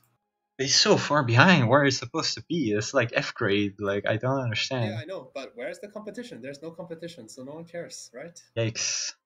Who are you competing with? You're competing with Korea, and you're not really far behind compared to Korea. He's so poor. So unbelievable. Like, who else are you competing with? You're competing with who is dying? Who else are you competing with? Nobody. Like, you're no competition, so you can do whatever you want, right? Yikes. Like, Stornak, what are you doing with life?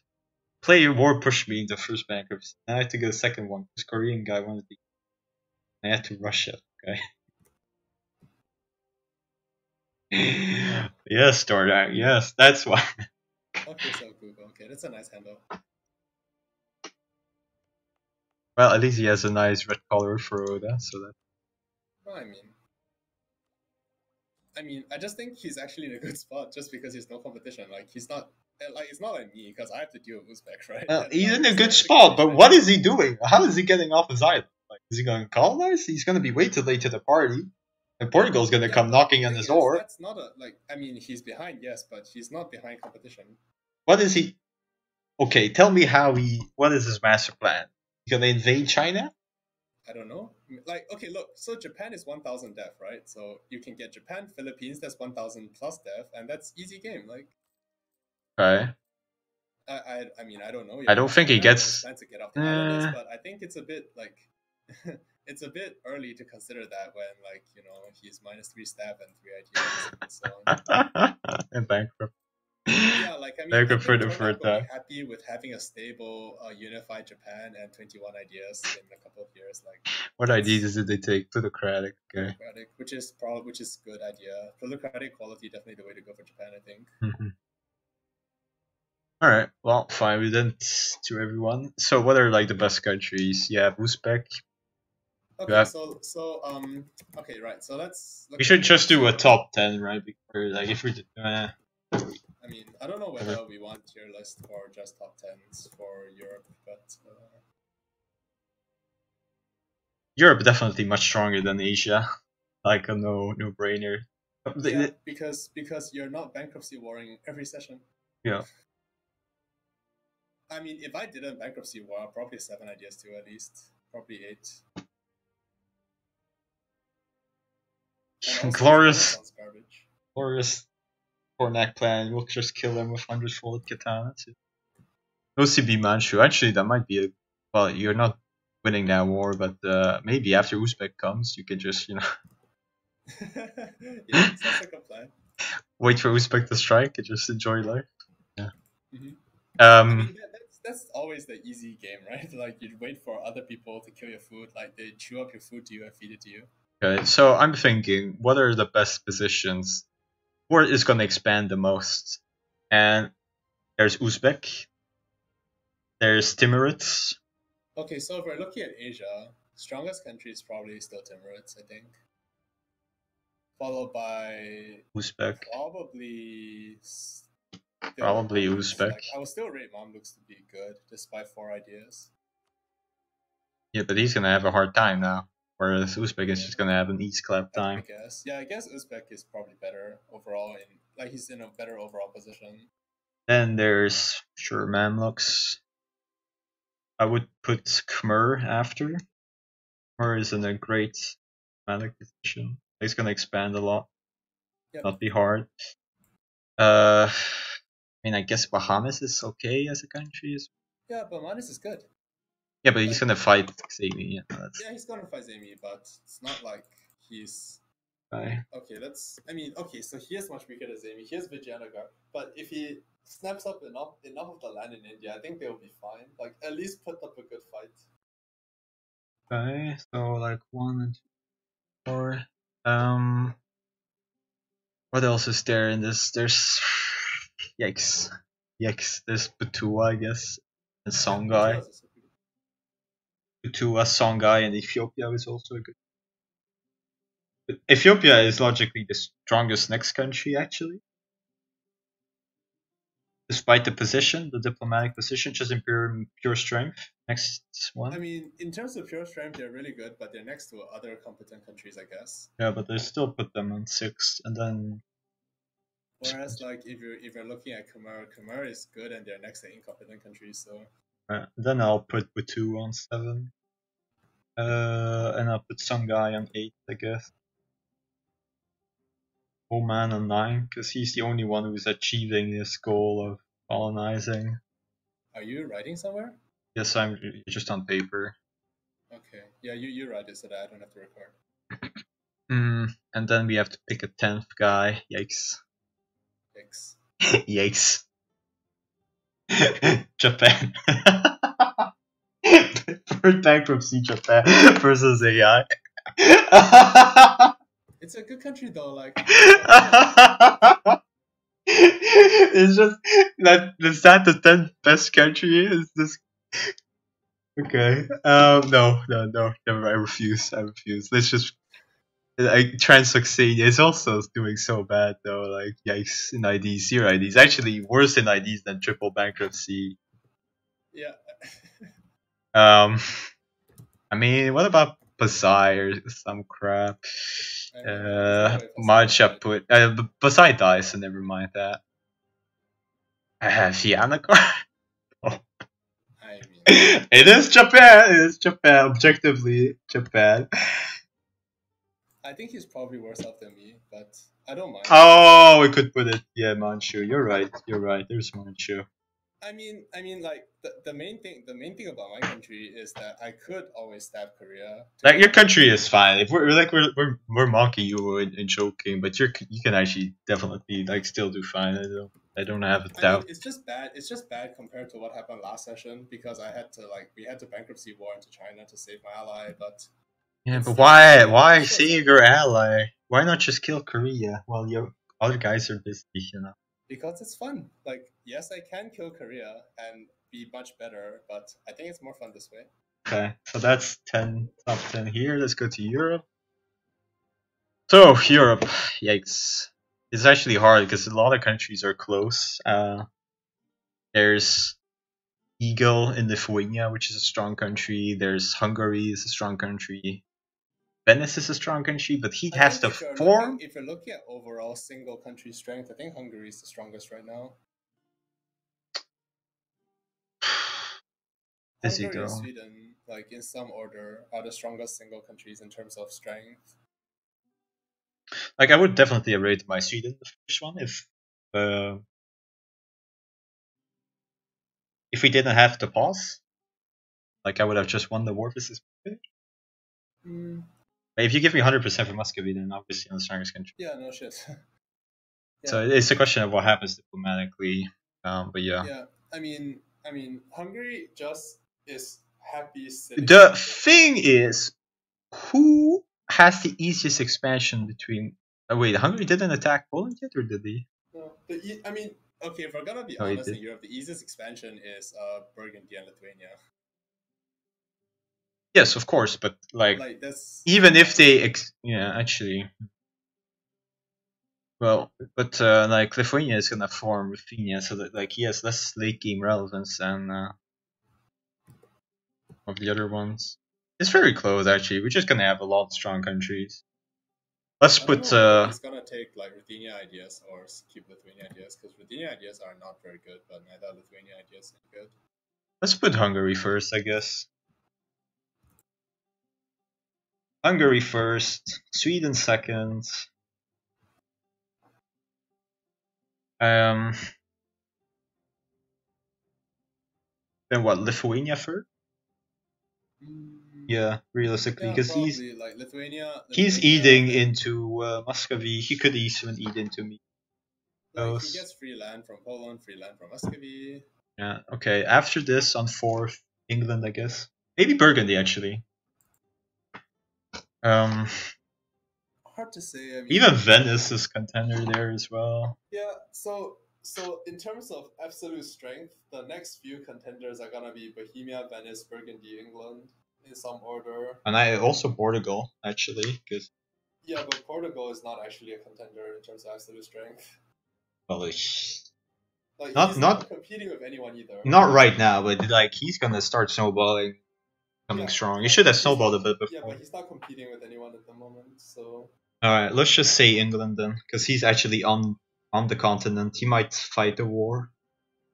Yeah, and I guess we'll put Bohemia fifth. I don't know, like I think in terms of relative improvement from last session, Venice is higher up. But in terms of absolute strength, Bohemia is probably higher up since Venice is. I don't know about that. Like Venice could actually beat Bohemia. What's the idea? Like, definitely would be close, right? They both have pretty bad IDs. Like, I mean, like national ID groups, but Venice is in a better position to form a country than. Yeah, I guess, but. I mean, Bohemian ideas are better now in the mod, so they're okay. Like, true. Two pips. You don't want to give Burgundy as the fifth, because Burgundy is just gonna expand to France.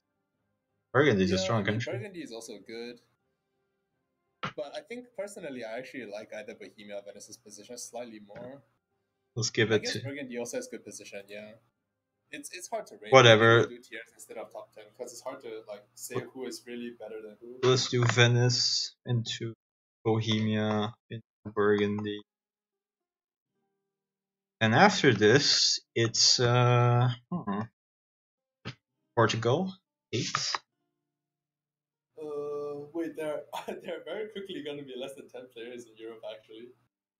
Portugal 8. Because after Portugal, there's only Brandenburg and Aragon left, right? No, there's Milan. No. Oh, there's Milan. Okay. So Milan is 9. Milan is 9, and then Aragon is 10. Or Brandenburg. The thing with Brandenburg is that I feel he has the worst diplomatic position. His country has the least ideas, and Brandenburg lives on ideas. Well, his country should be better than Aragon objectively, though. Like, if you're looking at this same country, except that he has 8 ideas, it will be so much stronger than this country with 4 ideas. I'm still gonna put him in front of Aragon, so he is Brandenburg and he has more IDs. Then this Aragon, so let's just put her. Clapperoni. Anywho, yikes, that took a long time. Yeah, you are surprised? Yes. I'm not surprised at all because Is- it took like half an hour on England. Yeah, but that's because Sade is lamer and keeps, nonsense. Trying to explain his acts. Why he's still on Diplo. He's still on Diplo. Yikes. Yeah, he's still on Diplofocus. Jesus fuck.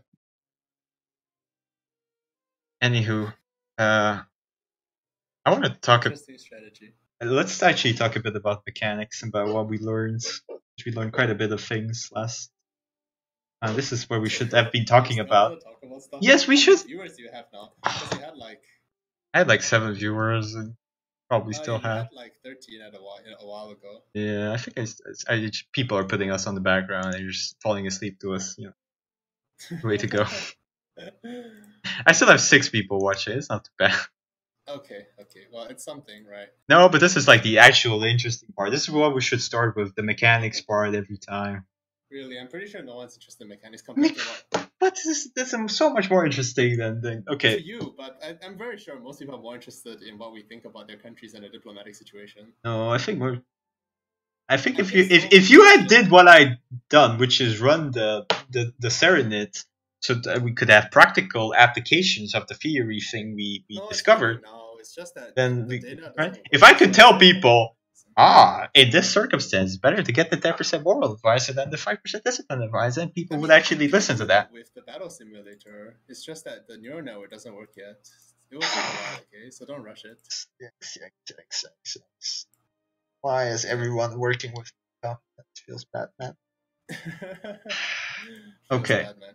So you can always run my battle simulator. I can give you the code for it if you want, like brute force answers. No, please. I don't wanna be responsible for unleashing Serenity. Oh, I mean, don't worry. Like, you can't even figure out EU4. What's the worst that could happen? What the hell, man? But that's just because it's programmed so poorly. Like, that doesn't mean it can't figure out like some of it. No, the main problem with Serenet is that it's not iteratively self-improving, so it can't actually unleash AI hell on Earth. It's only a neural network. It's not a self-replicating AI. So. Yeah, we trust you because you're a trustworthy person, Serenet. Look, if I could make a self-replicating AI that can understand EU4, I will not be playing this game. It'll be my AI playing and it'll kill everyone. Right? I disagree. You would still be playing, but just you would die to your own AI. I mean, we would ally against your shit AI. But actually, the AI would be bad. Like, it would take a lot of time, even if you make your AI understand like just the quality of predicting who wins a battle. It'd still be terrible at the game in terms of mana efficiency, resource management. Not true, because mana efficiency, this kind of things is knowledge. It's not about like it's only mechanical understanding, so it's easy to code an AI to do it correctly. Well, I mean, how are we going to code the AI to understand like the value of manpower? Oh, actually, no, never mind. He just needs to understand what he needs to do, and he knows he needs to assault with mercenaries. He knows he needs to be efficient with mercenaries. Yeah, the problem with the manpower thing is that we need combat data from wars to train a neural network to understand what's the value of manpower, and we don't have that kind of data. Like currently, I'm training it on battle data, and I have 300,000 examples of battles, and there's no way we can get that much combat data from wars, since I can't code a war simulator. Why not? Like, what is okay? So let's say hypothetically we can code a war simulator to train a neural network on what's the power of manpower. What would a war simulator be like? Like, is it gonna be let's fight a battle every year? No, What's the frequency of battles? That's actually very interesting. Thinking about what would be an optimal war look like. Because if you can figure out what the frequency of battles is, then you can calculate what's the value of manpower, because what manpower does is it lets you fight more battles in the long run, or it lets you strengthen your army immediately. These are the two things you can do with manpower. So is it really relevant, like how frequently you have? I mean, it is slightly relevant in terms of how much manpower we cover, but it's also what I think is very important to determine as a theoretical note is how much proportion per battle of the casualties is manpower, and how much attrition are you, like, even optimally in optimal conditions, are you taking on your manpower, right? And then we can start discussing like what the thing. Actually, we should start reviewing some footage to see, but like this, like I guess only the EUBoar like setup is where we're efficient in terms of manpower management, and all other wars are pretty inefficient. I mean, like, so long ago, if you just use mercs, you win the war, right? Because your opponent is dumb and they don't use mercs. And people realize that, mercs don't use manpower, these are really OP, and people started hiring mercs. And then that's the point where if you use your manpower more efficiently, you win the war. And then everyone realized that, oh shit, everyone has mercs, so if I have more manpower, I win the war. And people realize that, okay, so I should start the war with more manpower in the bank, and then I win the war. And then that leads to, oh, if I have more manpower development, I have more manpower, so I win the war. But we're not, I don't know whether we're at the end of the evolutionary pathway yet, because, like, all these ideas are coming once every few months.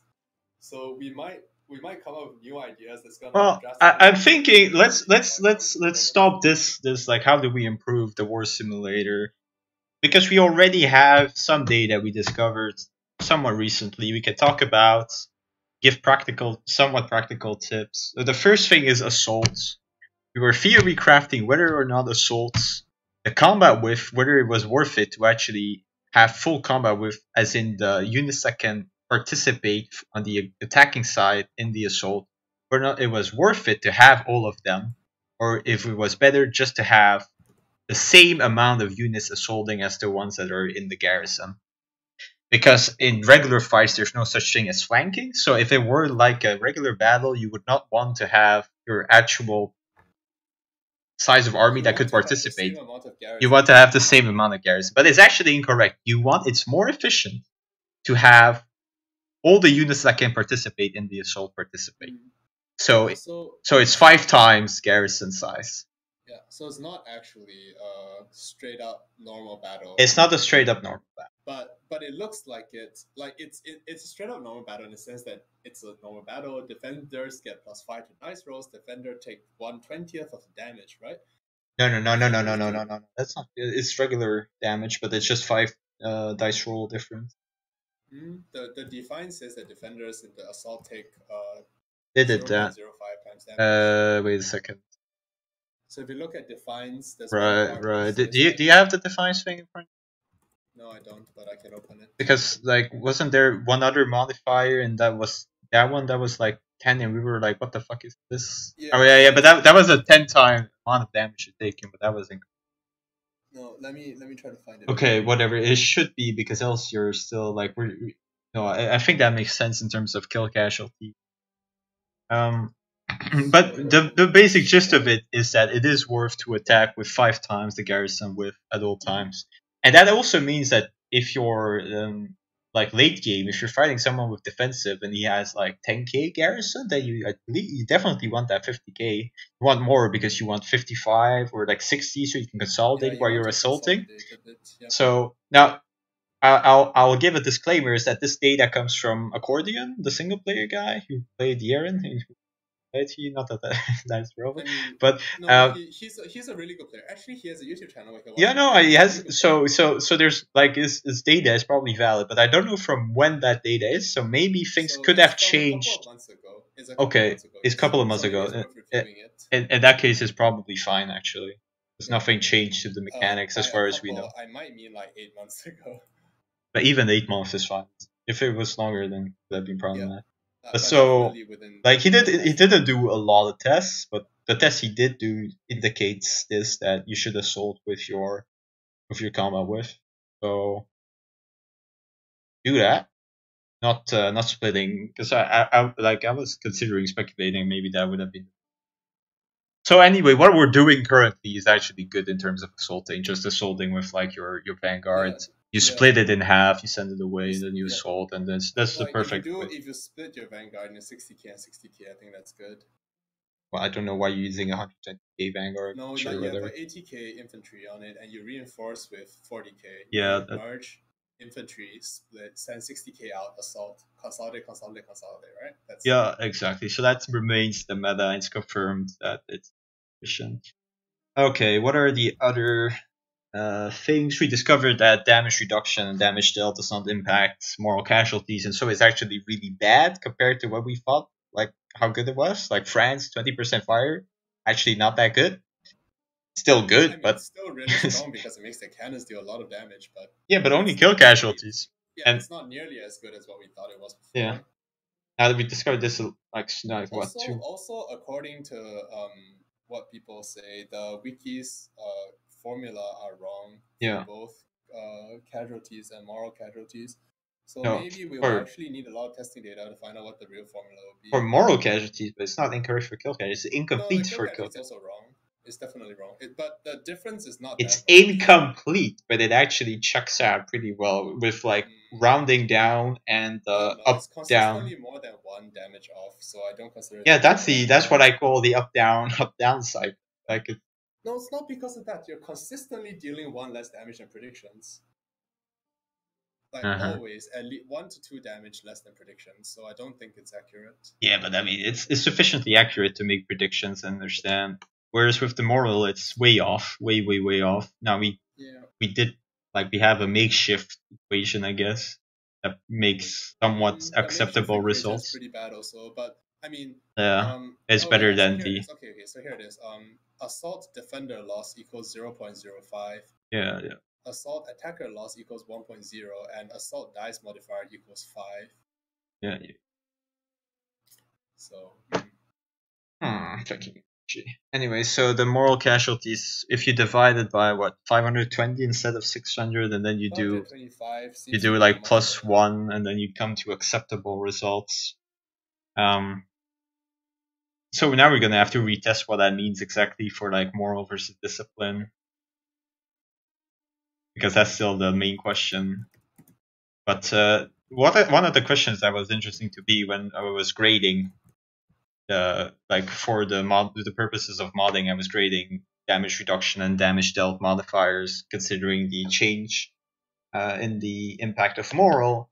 I had to consider which is like how to score moral casualty versus a kill casualty.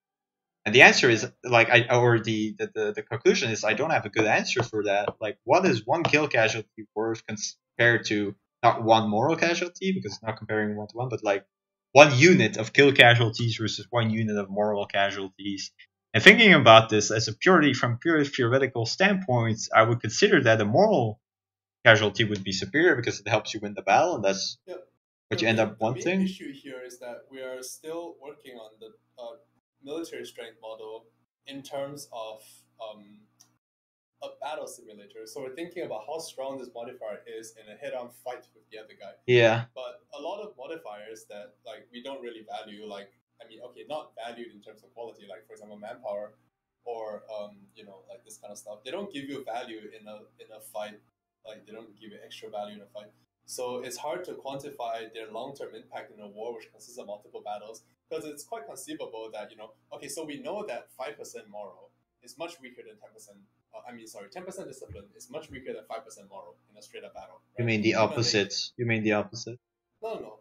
10% moral is... Sorry, did I say 10% moral is weaker? You said 10% moral. You said 10% discipline is way weaker than 5% moral. I was like, oh, God. 10% moral. 10% moral is much stronger than 5% discipline in a head-on fight. But we don't know this. How do we know this? Battle simulator. Like you can simulate it. And Did you simulate it? Did you simulate it with the latest? 10% moral always wins. But, okay, how much? By how much? How much moral is left on the unit? You just punch it in your simulator right now. I can't do it now because my neural net was running. Oh my fucking lord! Yikes! Yeah, it's always running because it takes. Because when I was doing the test, I came to the conclusion that it was somewhat equal with the discipline versus moral. And so, if you were getting the kill casualties, if the moral casualties was looking to be the same, but you were getting a kill casualties advantage, and obviously discipline would outweigh moral. Yeah, exactly. So that's where discipline comes in, because I think moral is always strong in discipline when it comes to winning battles, but discipline saves you manpower over the course of a war, and that actually really puts you up ahead, even though you can lose a few battles. But you're just stronger after that, and you can even take offensive battles in the grasslands with a manpower advantage and start to push your opponent. Because like there's no way your opponent can take any -1 battle against you. So it's okay if like he has very good moral, you have very good discipline. You can just take good battles, and then you just have a much better casualty ratio over the course of the war. Anyway, everyone knows that the actual min-max way is the Simon way, to just start a battle with your moral advisor on the first day of the month, and then switch him up to your discipline guy. Yeah, that's interesting because moral takes 1 month to update, but discipline switches immediately. Yeah. Like that is the actual min-max way, but like it's going to be so weird because we already need to improve our min-maxing. You can't do that, right? Oh no, you can do that. You can do that. So what you need to do is you hire your moral advisor first. Yes. Let the month tick, and then and then switch your discipline advisor. And yep. Go. Exactly. So you have 1 month of extra moral, but I think your cannons will immediately start dealing less damage. So it's 10% extra moral at the front line. It's so little. It's like 1/4 of the amount of moral damage you take in fire. Yeah, but I don't know. I think we value like kill casualties too much actually, even with the discipline model, and we should just be running. If what you say is true, I'm just interested in like how big the difference in moral disparity is compared to the difference in kill casualties disparity, because I really feel like if the moral casualty is in any sense similar, like, then you're always going to be running the moral because you're interested in winning battles. And if you start winning your battles, you start getting a better position in the war. And getting a better position in the war is more important. Like, it also translates in manpower advantage, right? If we're thinking about the kill casualty advantage, it's all about the manpower advantage. Hello. And then we start thinking, you probably need to start playing Stellaris soon. Yeah, we're starting Stellaris soon, so we'll just wrap up quickly. Yeah. What else was there? Yeah, the other last thing was indeed the moral casualty. Yeah, so moral damage to the front line also affects, like, so any moral damage taken by the front line is also the back line. We had confirmed with that, and that explains why it's so bad to have early game. It is confirmed that moral damage to the front line is also dealt to units on the back line, even though the units on the back line was not taking any physical damage, like no casualties. So if you have, let's say, if you have 40k infantry, and 50k since the combo is 25, you have 50k infantry, and you attack someone with 25k infantry, and both of you have equal quality, you actually lose this battle. Because you take moral damage to both your front line and the back line, they're the defender, right? So they win battles in such cases. So it's also another argument for why cannons early game at Tech 7 are actually very good, because you extremely powerful. Because you cannot prevent some of your men are going to go on the back line. Like, it's impossible to reinforce perfectly. It's very difficult to reinforce perfectly. Yeah. And cannons is the most efficient use of combat with in any point of the game. Yeah. What's about Salvo? I think he's the only one who's missing. Anywho, let's go to a different chat to talk about that. Yeah. Oh. We'll go Western then. Okay, great. Alright, so and the other thing is that we also determined that the constant moral casualties that troops are taking just for being part of the fight also applies to the front line. But that's like a minor thing, doesn't different. Yeah. Well, but so the biggest change is that it's so much more important than what could have thought. Like, it explains why this discrepancy that we noticed between theory crafting timings in the early game. Yeah. If you go too early, you're gonna get absolutely shreked in battle. If you go too early, what it effectively means is that you have 20 combat with less of troops, or maybe even more, depending on how the reinforcements the test is if you have 0 moral infantry on the back line and your front line breaks, do those infantry run or do they occupy the back row? Yeah, because if they actually like run, then you're gonna lose another batch of 20. Yeah, so that would just mean you lose every single fight. But we saw it, like Susuni did that mistake a couple of times. Thus he loses fights he should have won. At some point, Zaid is trying to make me lose the fight versus Denmark and reinforces instantly and just has his troops do nothing. Like, my troops won the war, like that battle solo, but like they should have.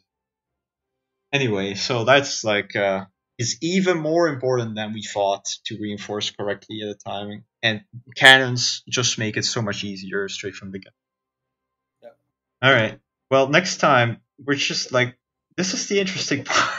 Seriously, sorry, this is the interesting. Okay, actually, no. What you should do is you should, like, if you have time, just bookmark when we start talking about Europe. I will try to make a UI at some point. Yeah, because this is like too long for anybody to watch, and people who are only interested in certain parts can. Yeah, so we need to streamline the process. But this is, and I'm gonna make a PowerPoint or some kind of thing to explain some of the game mechanics. But I want SerDNet to do the calculation so we can give like serious data about moral kill casualties versus kill casualties, every modifier versus the other modifier, predicting how much more you have to bring in terms of quantity versus an advantage in quality.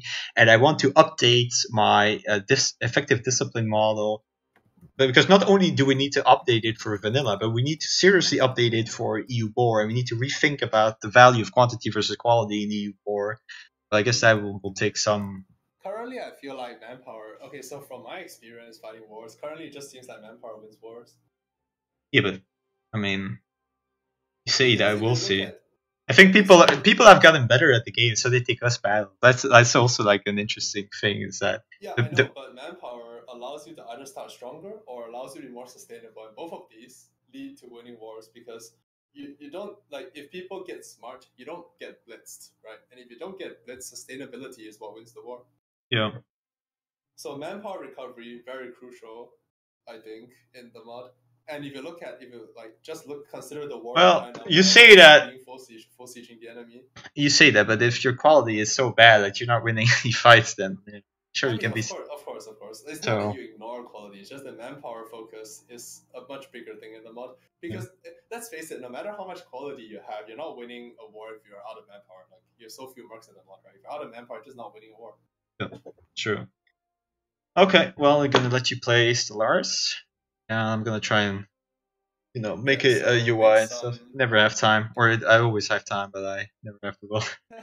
What a slacker! Yikes! Feels bad, man. Feels bad. Anyway, it took way too long to discuss these bad countries when only Sweden was of relevance. Feels bad, man. Feels bad, man. All right, GG. To be one of those irrelevant countries. Yeah, that's true. See everyone on Saturday.